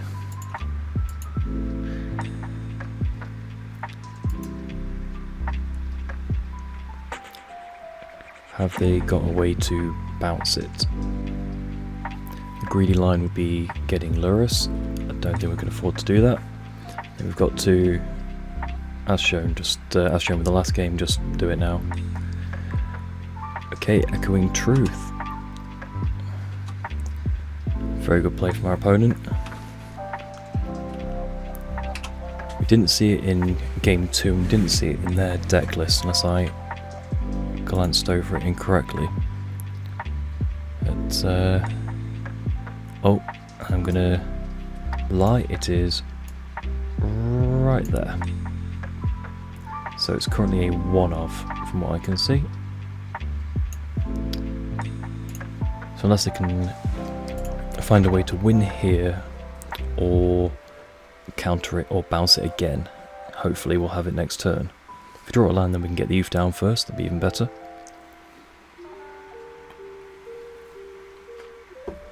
Gemstone Mine, so they can Angel's Grace and combo here. Jace Wheel of Mysteries, okay. Looks like they're now going for the alternative plan. We're going to do a Force of Negation check here. Nope, not that I can see.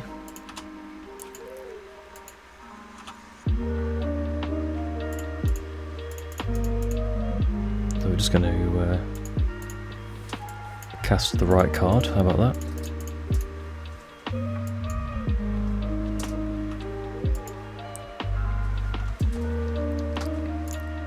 Going to target Jace.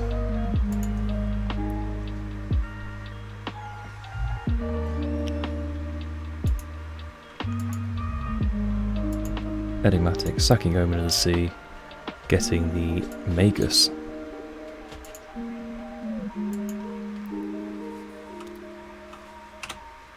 Hopefully this Jace doesn't draw our opponent into a number of basics. We'll double check how many they had.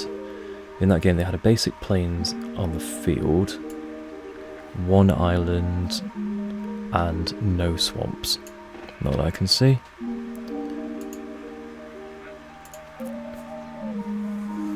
Okay, so we can use the Omen to kill Jace next turn, then we can get Lurrus, use Lurrus to flashback Omen of the Sea after attacking with the Meddling Mage and the Magus. Once we've got that down, we should be able to cycle pretty quickly. I'm thankful the opponent's deciding to mill us, which is quite nice of them. They might regret doing that in the future when they see that we are going to play a Lurrus, but you never know. Seachrome Coast.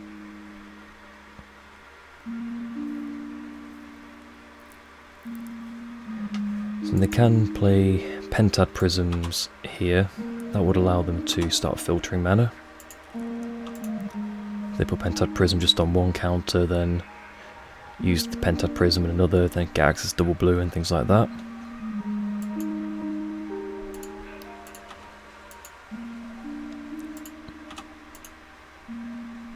So we're going to send at face, at Jace. I think we're going to do it the other way around.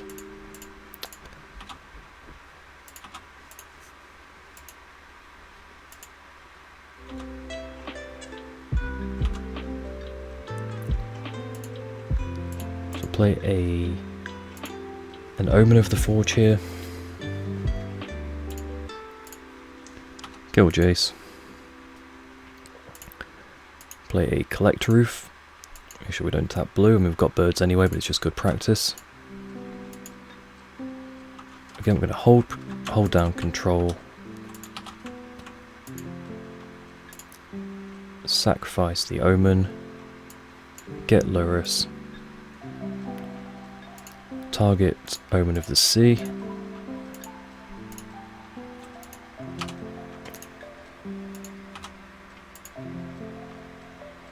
We'll send both of those to the bottom.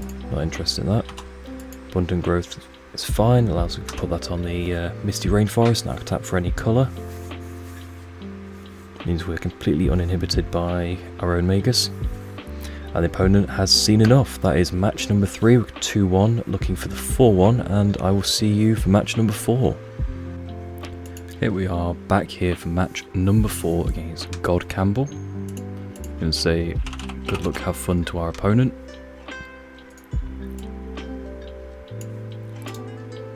Choose Yorion and see what we've got. Inevitability, I think is the word, but we cannot keep this as our opponent keeps their 7. This is a lot better. So I'm going to send back the Glasspool Mimic. Again, we'll get the Jeskai Triome using the Windswept Heath on turn 1.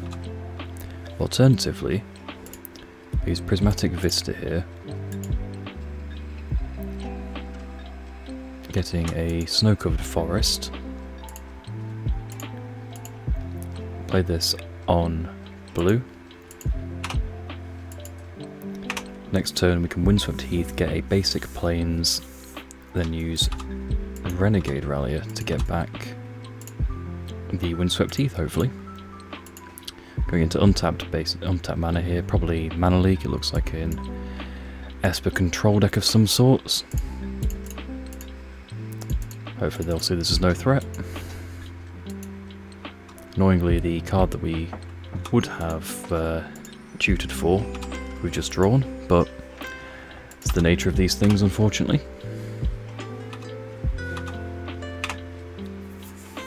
Okay, blue to Delta. Looks like our opponent is a fully foiled out Esper Control deck. So we've not got red, we need double white. I think we'll just get Sacred Foundry tapped here.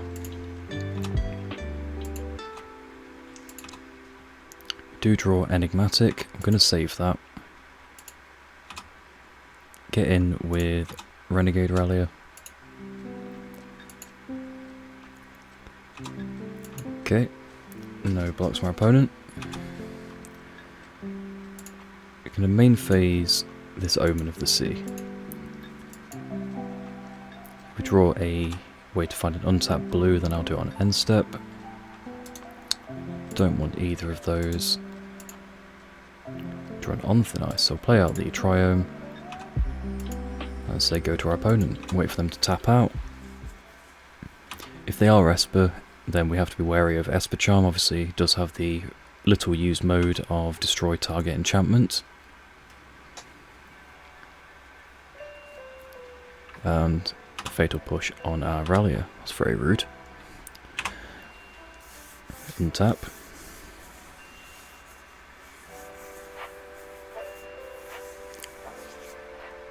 Very nice foil Flooded Strand from our opponent. Cryptic is now live.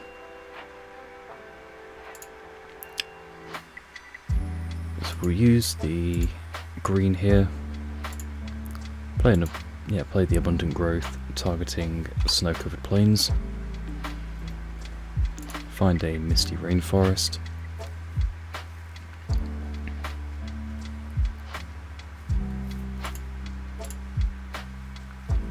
Just going to keep setting up here. Take our time, we can against control, wait for them to tap out for a Teferi or something like that. Try and let them fight over our own Teferi. We've drawn a second Enigmatic Incarnation. So, on the end step we'll sacrifice one of the Omens after fetching a basic island.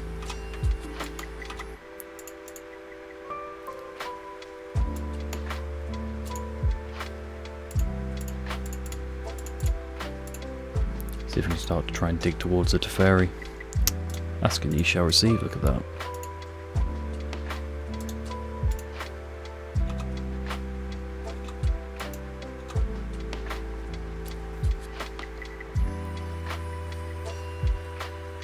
So we can play Teferi and Lurrus, but we can't do anything to buy him back. So I'm going to lead on Lurrus for a bit of bait. Have to tap here, here and here. We've got blue off the Sprawl. So I'm assuming if they're going to counter anything, they'll counter this.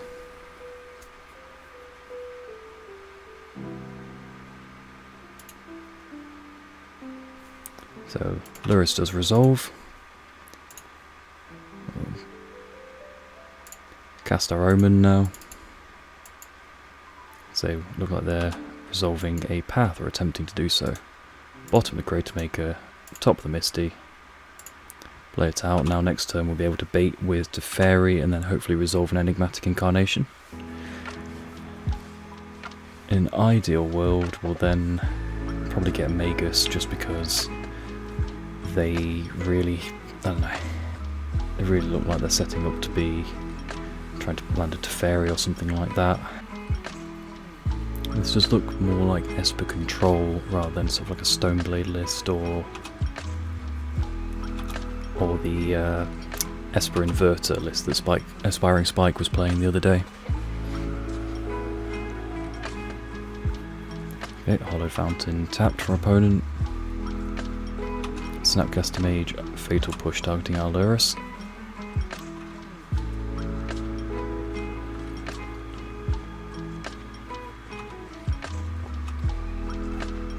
That's absolutely fine. Managed to sculpt our hand quite nicely.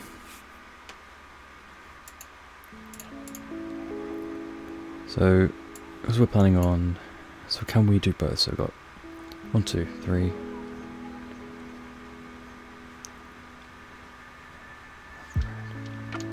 We've got access to everything bar double white, annoyingly. if after Magus. So I'll just get a hollowed fountain here.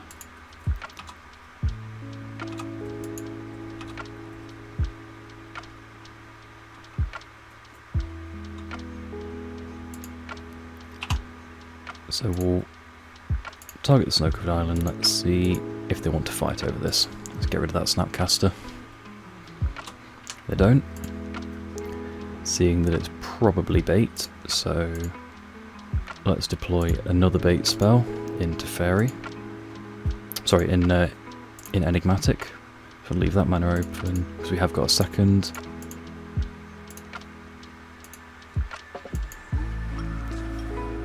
So if they want to fight, they'll have to fight over this. I don't mind. Counter draw, no problem at all. Let's see if now we can land to Fairy. Might be a mana leak here. There is not. So we can draw a card whilst we can. I've already played a land for turn, so I'll say go. Another Omen of the Sea is fantastic. If we get to untap with the Enigmatic, I feel like we stand a fantastic chance. But there could be... Yeah, we have got ways to threaten that Jace, so that's fine. They might want to just play out a naked Snapcaster just for some value. Annoyingly, they do find the swamp. So I might just go on an alternative plan here and just start trying to tax their resources. I was going to say by getting a Skyclave, but we don't have to worry about that. So the other option is get a Lurrus, but we haven't got anything decent to get back. Could Renegade Rally to put something into play. I think no matter what happens, we've got 1, 2, 3, 4, 5, 6, 7, 8 mana. So we can Enigmatic plus one other, we can't both. I think we have to get Skyclave targeting that Jace. So we'll lead with that.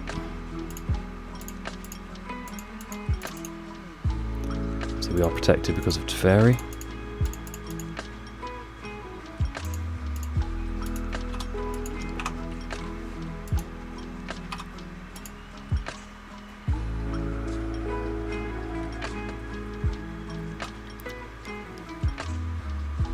Could get Spellskite. If anything that they target that in terms of bounce with Cryptic Command, with Teferi, anything like that, could target Spellskite. So for protection, I'm going to get Spellskite.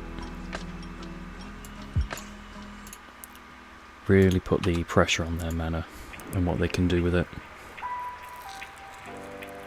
I've got 4 cards in hand. Next turn we'll be able to Omen the Sea, start digging even deeper, we can get a Magus, start to tax them, cut them off Cryptic hopefully. So they're going to draw 2 cards, a bit of desperation hopefully. Are they going to get a basic here? If they do, they don't. It's fantastic. Okay, so they're going to get a 4/4. That's fine. We can get Spellskite back if we really need it. We can give them cryptic mana, but I'm not really interested in doing that. So, let's see what we draw first.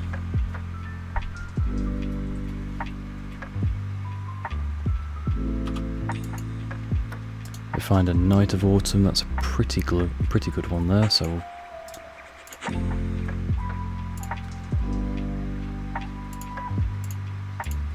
We'll play out Knight as a 4/4 beta.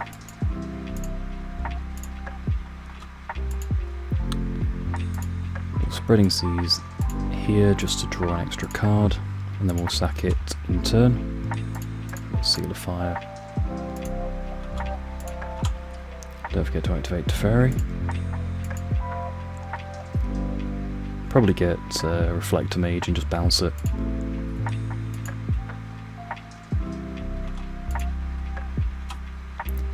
Or we could get Magus of the Moon and lock them out of a lot of mana, which I think is better, keeps them off path.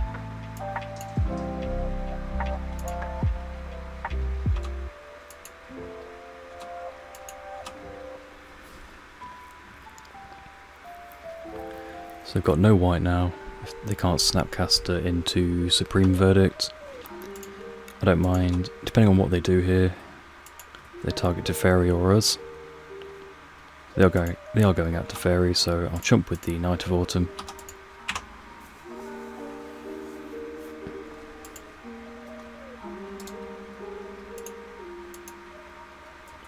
Can stop on Upkeep and Scry with the Omen of the Sea.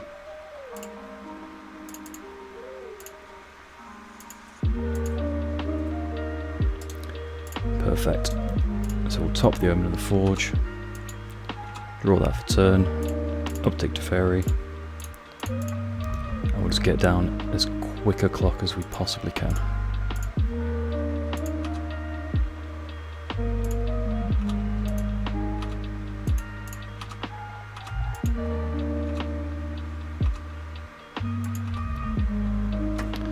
We're going to do the Lurrus trick again.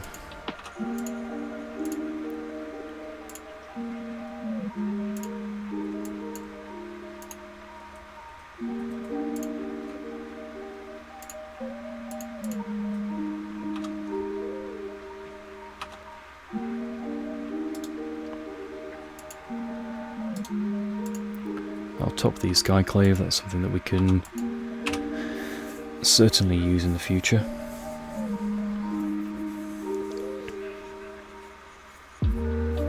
And the opponent has had enough. So against control we have a lot of tools and pieces. We've got the Veil of Summers, Destiny Spinner. I quite like bringing in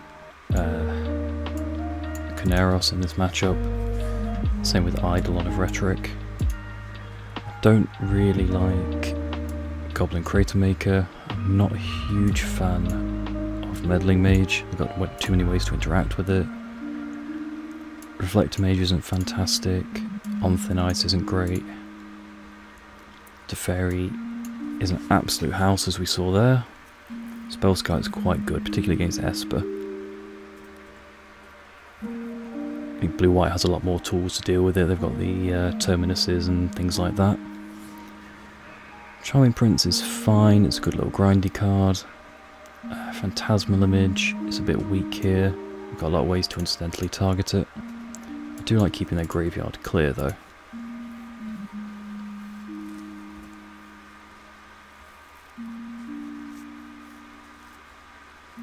Might be a bit overboarding bringing Kaneros, so keep it simple. Veil, Destiny Spinner, Eidolon of Rhetoric, and leave it like that. The alternative, you could actually bring in Fulminator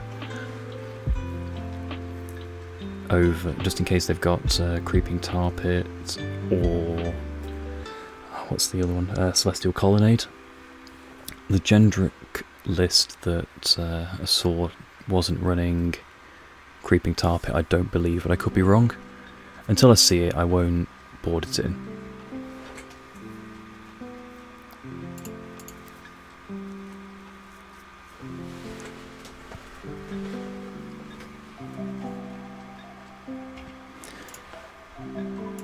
Yep, gonna reveal Yorion here. It's a pretty solid hand. We can Utopia Sprawl him in white, then we've got Renegade Rallier. Not quite Skyclave.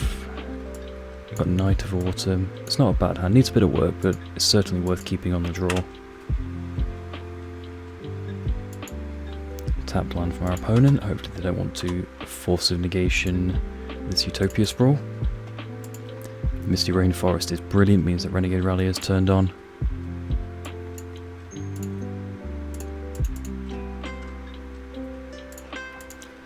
That's another good sign. Polluted Delta.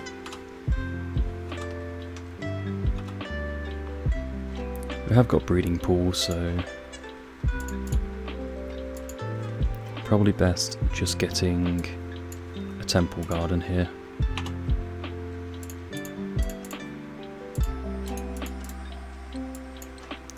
May want to fight over it this time, they don't. So we'll get Misty Rainforest back, we'll get the Jeskai Triome on end step.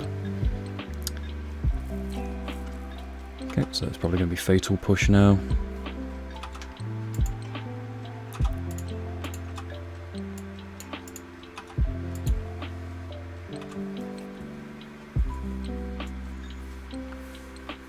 Oh, eliminate, that's fine with me. I'd rather use it on a Renegade Rallier than on a Teferi.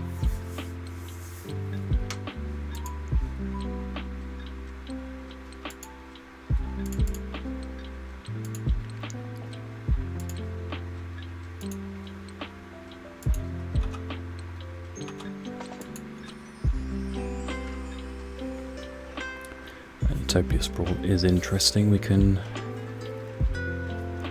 shock in Breeding Pool, go to 13, put Yorion into a hand, play Utopia Sprawl, naming red, and then I'm not sure if that helps too much. The other option is use Utopia Sprawl onto this forest, naming red, then we can double Omen of the Forge.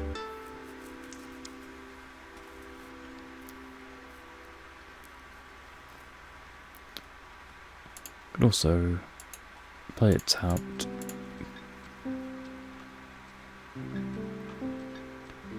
Put it on here, we'll name white. We've got white on this one actually.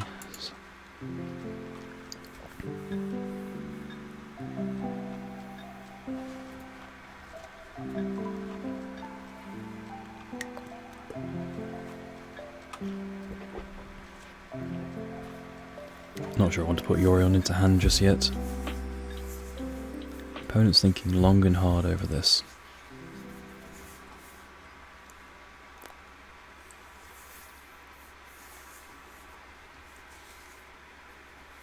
The reason I didn't target the same forest is obviously they have Cryptic Command in their deck, so we don't want to be cut off 3 mana by them bouncing a forest. Okay, so that resolves. So we've got access to everything apart from black. We've only got... we didn't bring in Knaros, did we? No. So I'm not interested in putting it on for Brain Maggot just yet. Oh, white. Might just name red. Although I don't really need double red for anything apart from Spyro. Yeah, I'll name red. I think just Seasoned Pyromancer alone is good enough reason. On the end step, we can, of their turn, we can use Omen of the Forge, just ping them for 2. The opponent was deciding whether they wanted to waste an Esper Charm on a Utopia Sprawl, I assume. Field of Ruin. Ah, interesting. They can target our Breeding Pool. Wouldn't be too bad.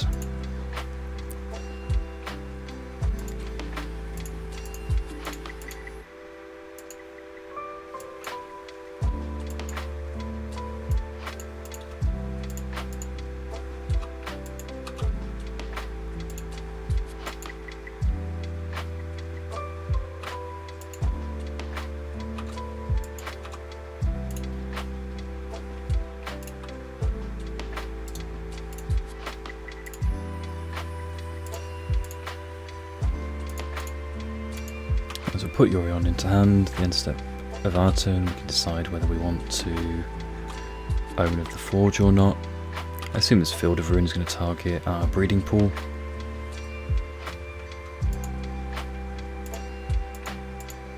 Yep, so we'll let the search happen first. We'll get a basic island.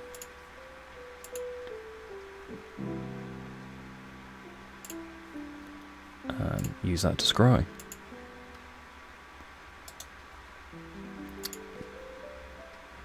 I think I like Charming Prince a little bit more. It's at least a body, so we can start putting some pressure on their life total. Next turn we can Charming Prince and then Night of Autumn, just put down a bit of a clock. At the moment we don't have one at all.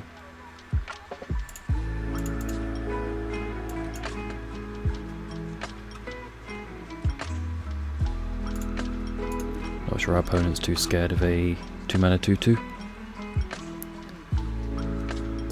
Destiny Spinner, I do like that, so we'll leave that on top. We can, I think we'll just wait until end step and fire off an Omen of the Forge.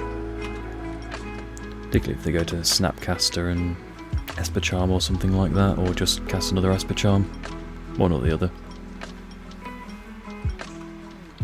Sacrifices a creature. That's fine by me. Much rather than do that than use it to exile our graveyard, particularly as we've got Utopia Sprawl and an Omen of the Forge in there.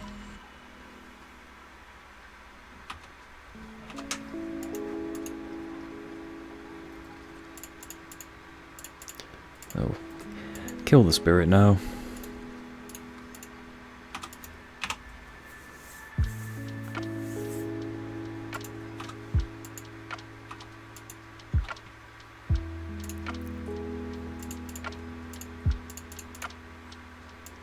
Play out a Knight of Autumn as a 4/4.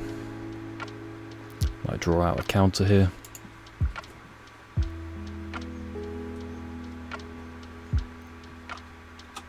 Yeah, I'll put that on the bottom. I'll cast a Destiny Spinner. I'm assuming this gets countered, path pushed, eliminated. Plenty of different ways that can kill it.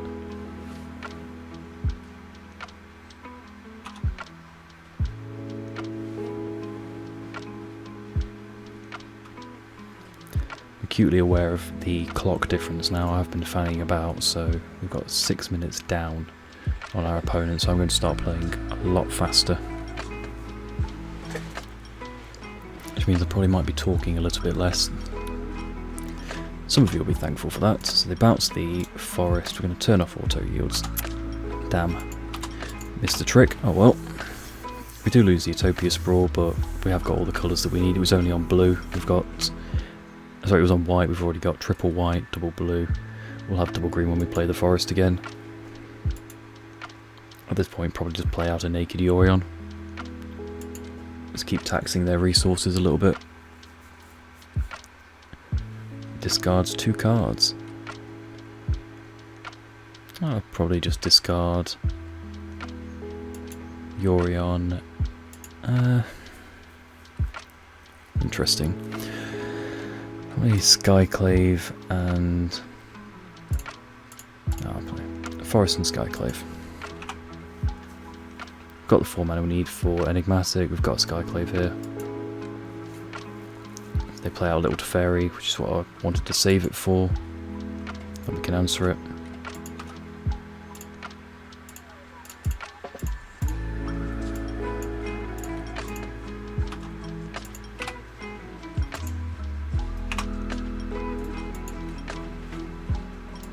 Opponent's probably cursing our luck, but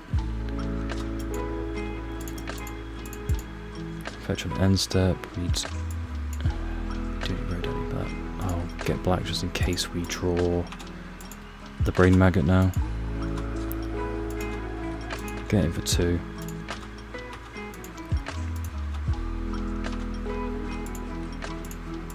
Play Scavenging Ooze. Hopefully it survives. It does. Can now start eating their graveyard.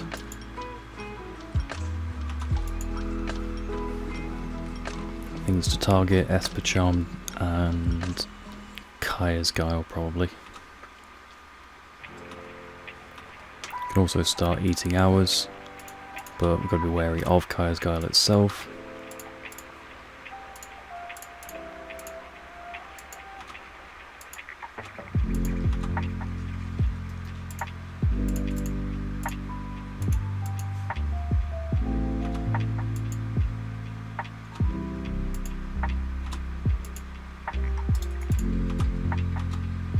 This is a pretty good draw, as far as things go.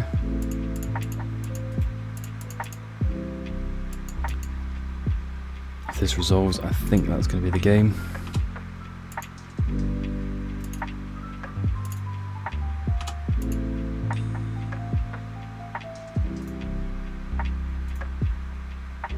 Okay, we're going to scry with Vantress here.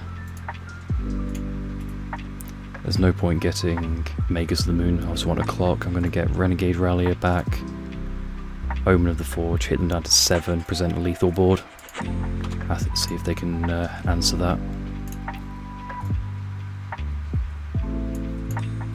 They did 1 top, 1 bottom here. Still, Renegade Rallier allows us to do this again next turn, so let's take the 2 damage while we can.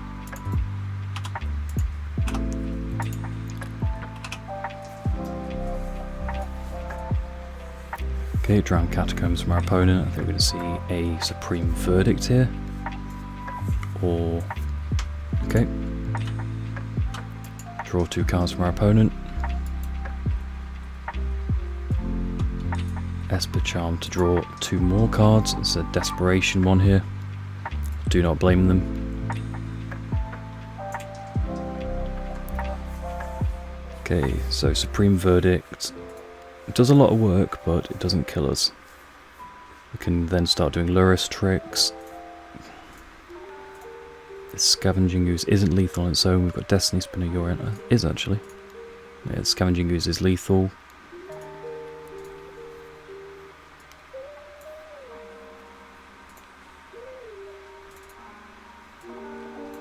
So to draw 2 more cards. Okay. We untap. Find Omen in the Sea. We're going to go straight to combat.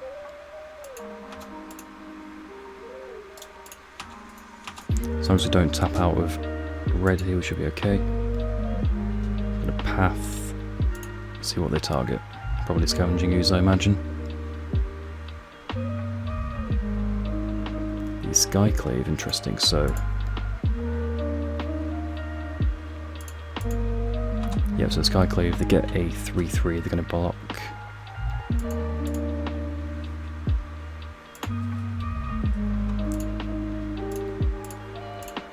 Going to flash this in quickly to see if there's anything that we can draw.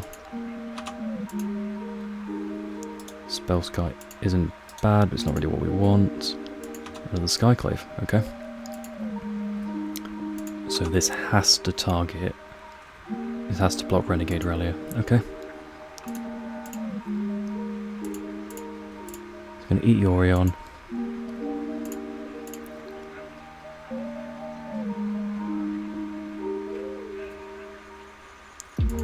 Eat the Renegade Relia. They go to 3. They go to 4.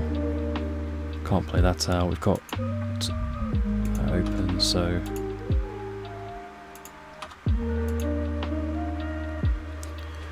let's have a quick look at the deck list. Is there anything do we desperately want to get?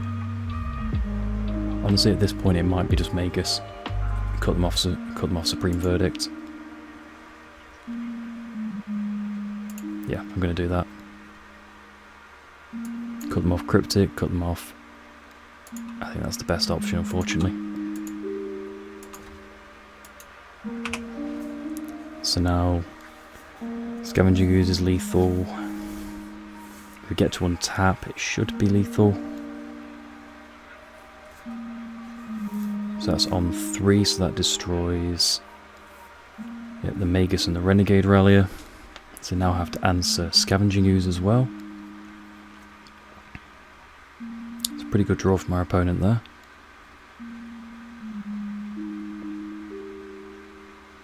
Eliminate kills the Scavenging Ooze, pretty good. Okay, so we're not going to play anything into the Cryptic.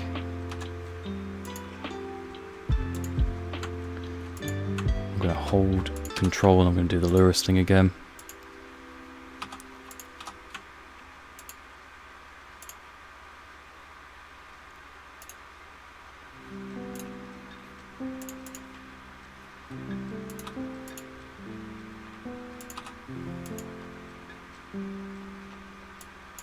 Can counter it here. Force of Negation, that's fine. We do have another one in the graveyard. So now we have to answer Luris. Okay, Jace, that is an answer. We've got an answer in the form of Skyclave, but looks like they're digging. Polluted Delta from our opponent. Stomping Ground, not ideal, so I'm going to go to combat.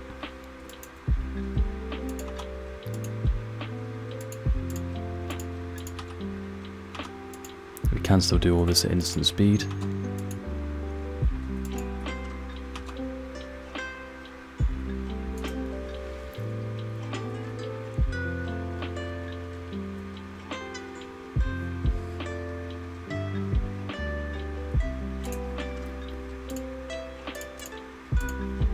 So let's attempt to target Jace.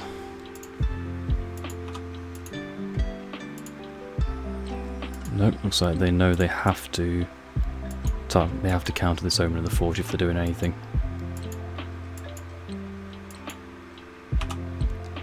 That's absolutely fine. Not sure we've got anything at 1 mana that matters.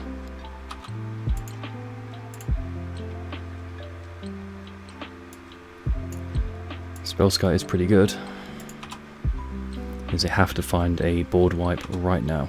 They do get a Sky with Castle Vantris.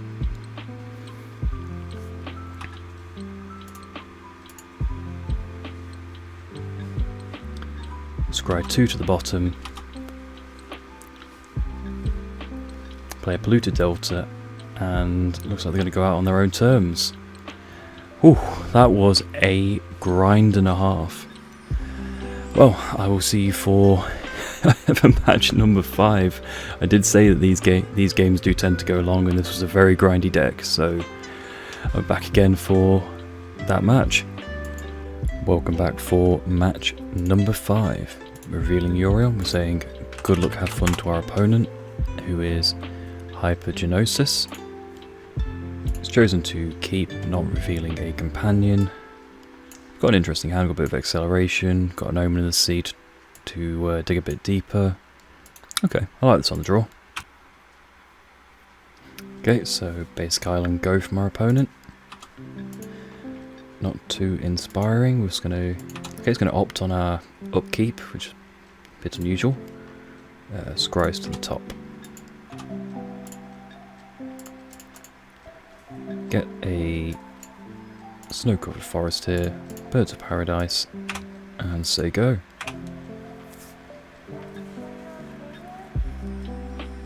Okay, we've got a first main phase opt that goes to the top again. Wandering Femoral from our opponent. Not something you typically see. We could, if we wanted to, just slam a Magus uncontested here, and as weird as that sounds, I think I want to do that. I know they are blue-red, but allow us to lure us next turn. We can Omen and Seal next as well, digging a bit deeper.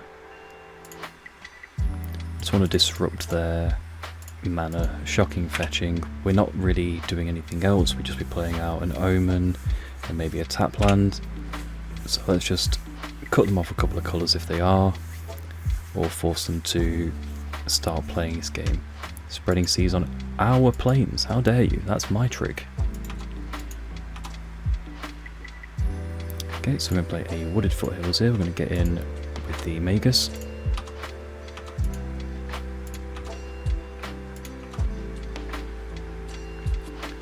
So we can copy the Magus if we wanted to. A little Seal of Fire. Going to sacrifice it to hit them. Play a Renegade Rallier. Get back the Seal. And say go to them. This is quite a quick clock. Hopefully they're quite a dirtly little deck. Out of spite, I may... It's probably not the best. Probably not the best plan. I do just want to Spreading Seas them.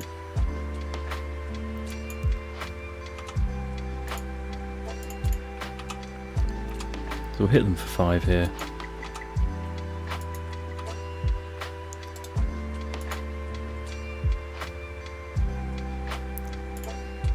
Can do the same trick again. Seal of Fire to the face.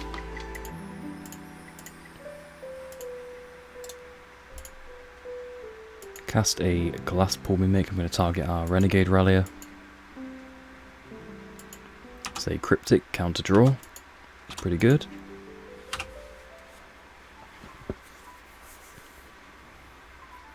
Okay, another island from our opponent. They are going to have to start answering our board sooner rather than later, as they gain control of our Birds of Paradise. Seems like they're now on the mana denial plan.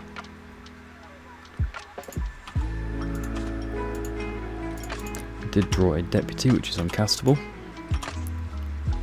Down to 4, I'm going to Omen, leaving up a basic Forest. Ooh, can't cast either of those. It's really annoying. I don't want to bottom an Enigmatic. Of course we find a basic Mountain.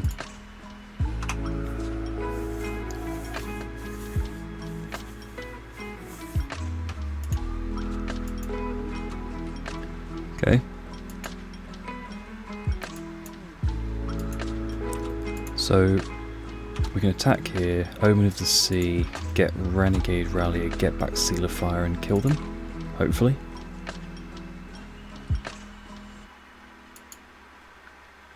Okay, I'm not sure, it's just a Shark Typhoon, that's fine and dandy.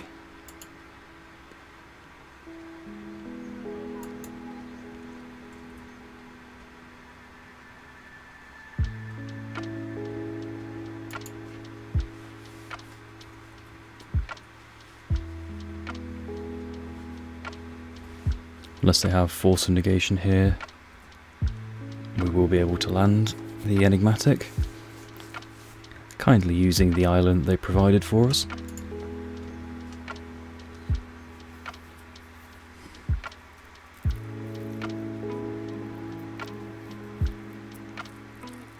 Not sure what they're thinking about here. Wonder if we've got another Seal of Fire, whether they just want to take 2.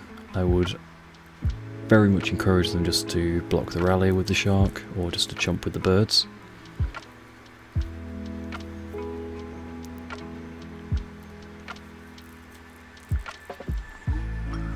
Okay, looks like they're going for the double block correctly.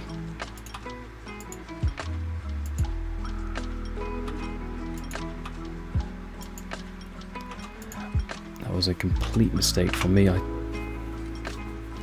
Yeah, that was a big punt right there. They are forced to hang back, but what on earth was I thinking? I'm going to Spreading Seas my Windswept Heath just to draw a card here.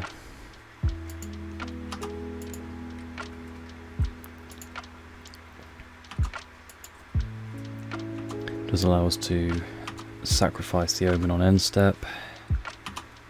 Scry up to the top or bottom, see if we can find a way to force some damage through.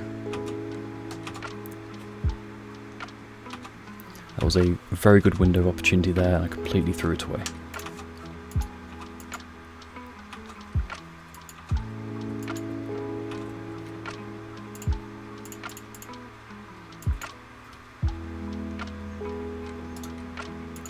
So I'm going to bottom and bottom there. Not too interested in either of those cards. Of course we get a Skyclave here.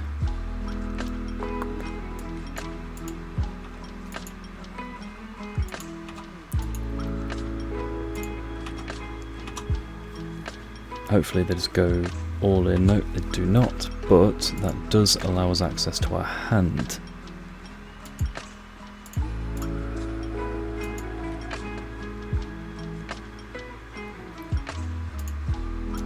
So we just get a white source here with a Temple Garden.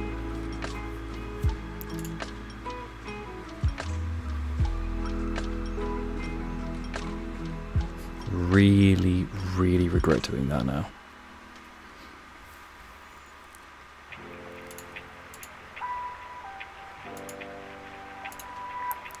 They are Deputy, they must counter this.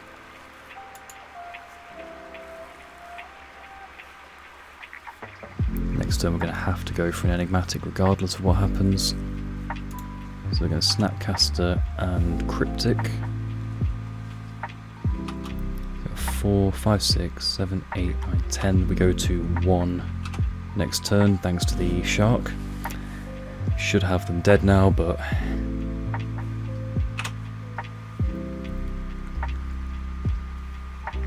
so the Wandering Fumarole, they activate that, turn that into a 4-1, get in for 10. I assume is what's going to happen. Blood Moon, that's fine. A little bit late for that.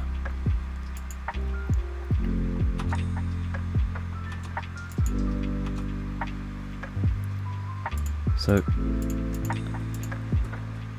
let's just go for it.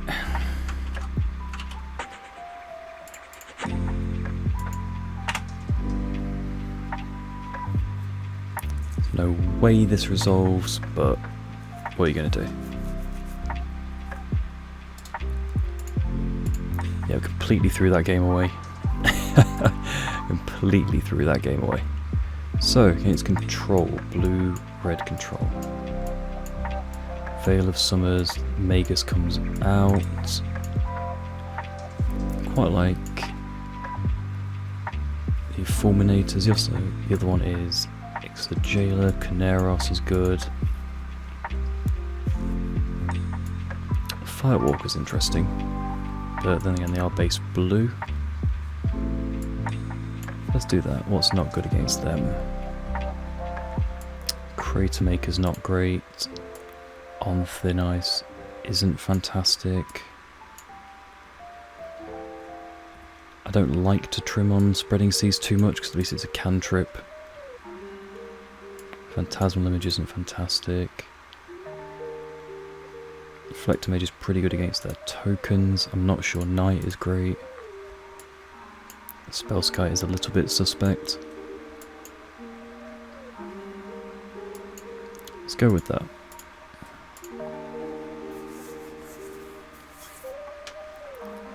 Okay, we're going to take the play. We've got the Veil of Summer, we've got the Incarnation, we've got the Incarnation, we've got a pretty good hand. We can get basic forest, we can't get island, but we can protect ourselves pretty well.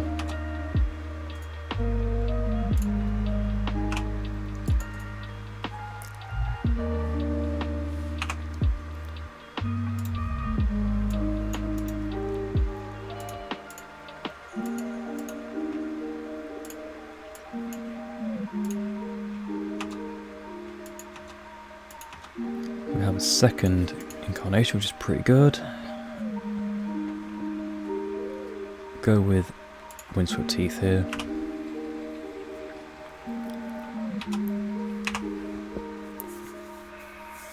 Okay, wandering Fumarole from our opponent. I'm going to get a forest whilst I can.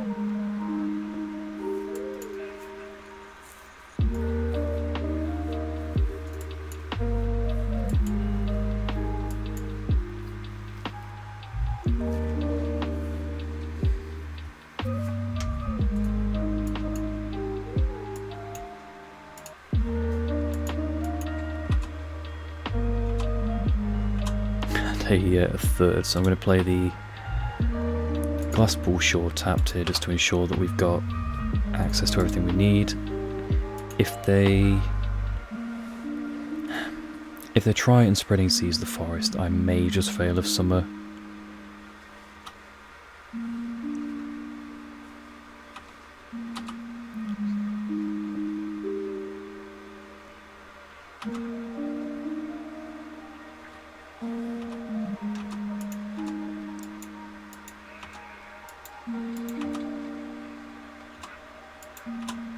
Find a Utopia Sprawl. So put that on blue. I know we usually do need double white, and they are a Blood Moon deck, but I can very much see them attempting to take us off colours with the Blood Moon of their own. Assuming they kept them in, that is. We are a 5-colour deck, and we have to play around our own Blood Moons as opposed to them, which doesn't really affect them at all. This way we can also hold up Veil of Summer this turn and next.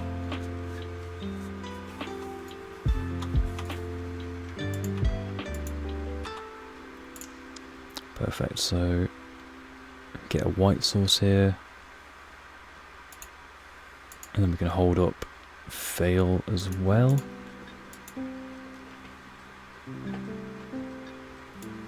The other option is just getting double green. I think put that on blue, so we've got red if we need it. We haven't got black, but I think we've got to get white here.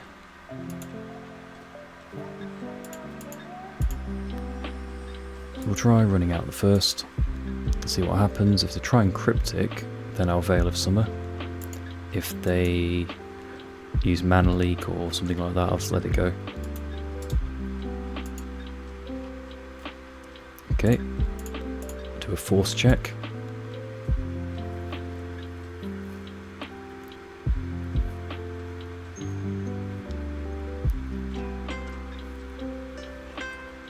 They do, pitching Shark Typhoon, so that is countered.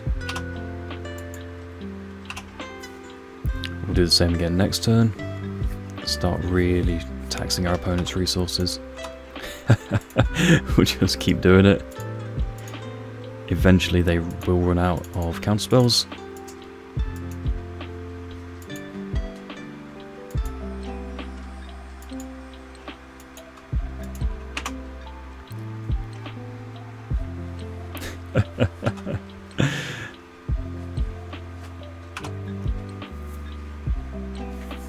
Okay.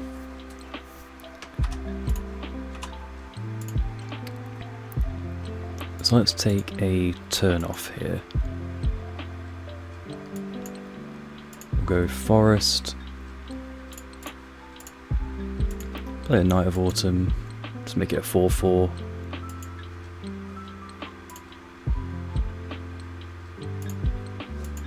Put Yorion into our hand. We'll do it keeping up Veil, just so they know. Yeah, they've F6'd. Cool. At least this is a clock. Yep. Lightning Bolt is fine. It's one less thing going at Destiny Spinner when we get it off this Utopia Sprawl.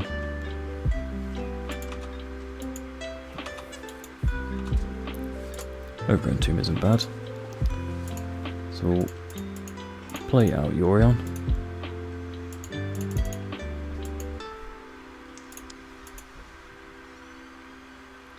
Snapcaster into Cryptic. Yep, okay. That was counter draw from them. God, if we draw Veil of Summer now, that'd be fantastic. We get to do this twice, so let's tap properly.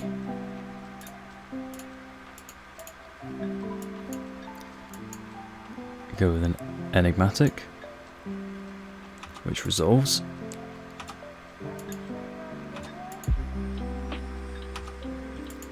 So we're going to get rid of the Utopia Sprawl.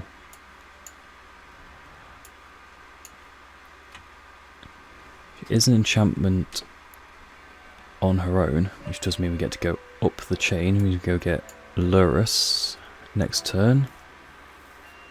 We could get Brain Maggot, see what they've got going on. Both of them do die to pretty much everything. Could get Scavenging Ooze and start eating graveyards and whatnot. I do quite like getting Brain Maggot. They could just bolt it in response, but we'll get Destiny Spinner. It is a clock. It is something to do with our mana next turn. Just dies, yeah, so whatever we got would have died. Good to know. Now they have got to spend quite a few resources dealing with this here. If we can find something to do on their turn, we've got a Veil, which will be useful in the future, but right now we do need an enchantment.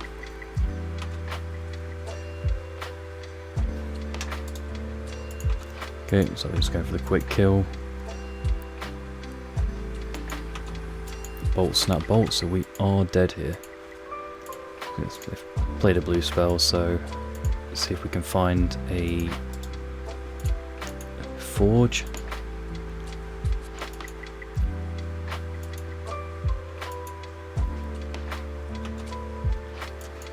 Wow, so their hand was just Snapcasters and bolts.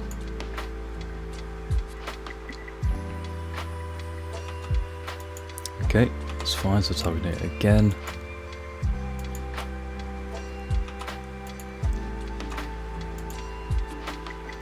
Damn, we would have found it. So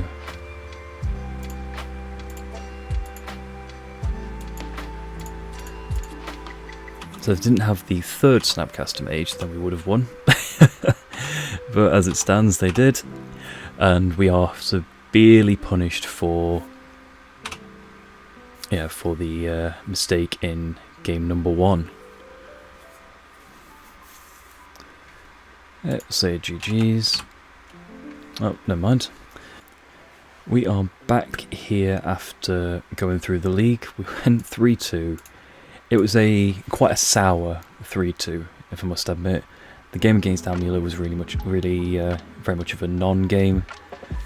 The deck didn't perform. We couldn't really find anything that was a relevant interaction against their deck. We mauled to 5 in both games.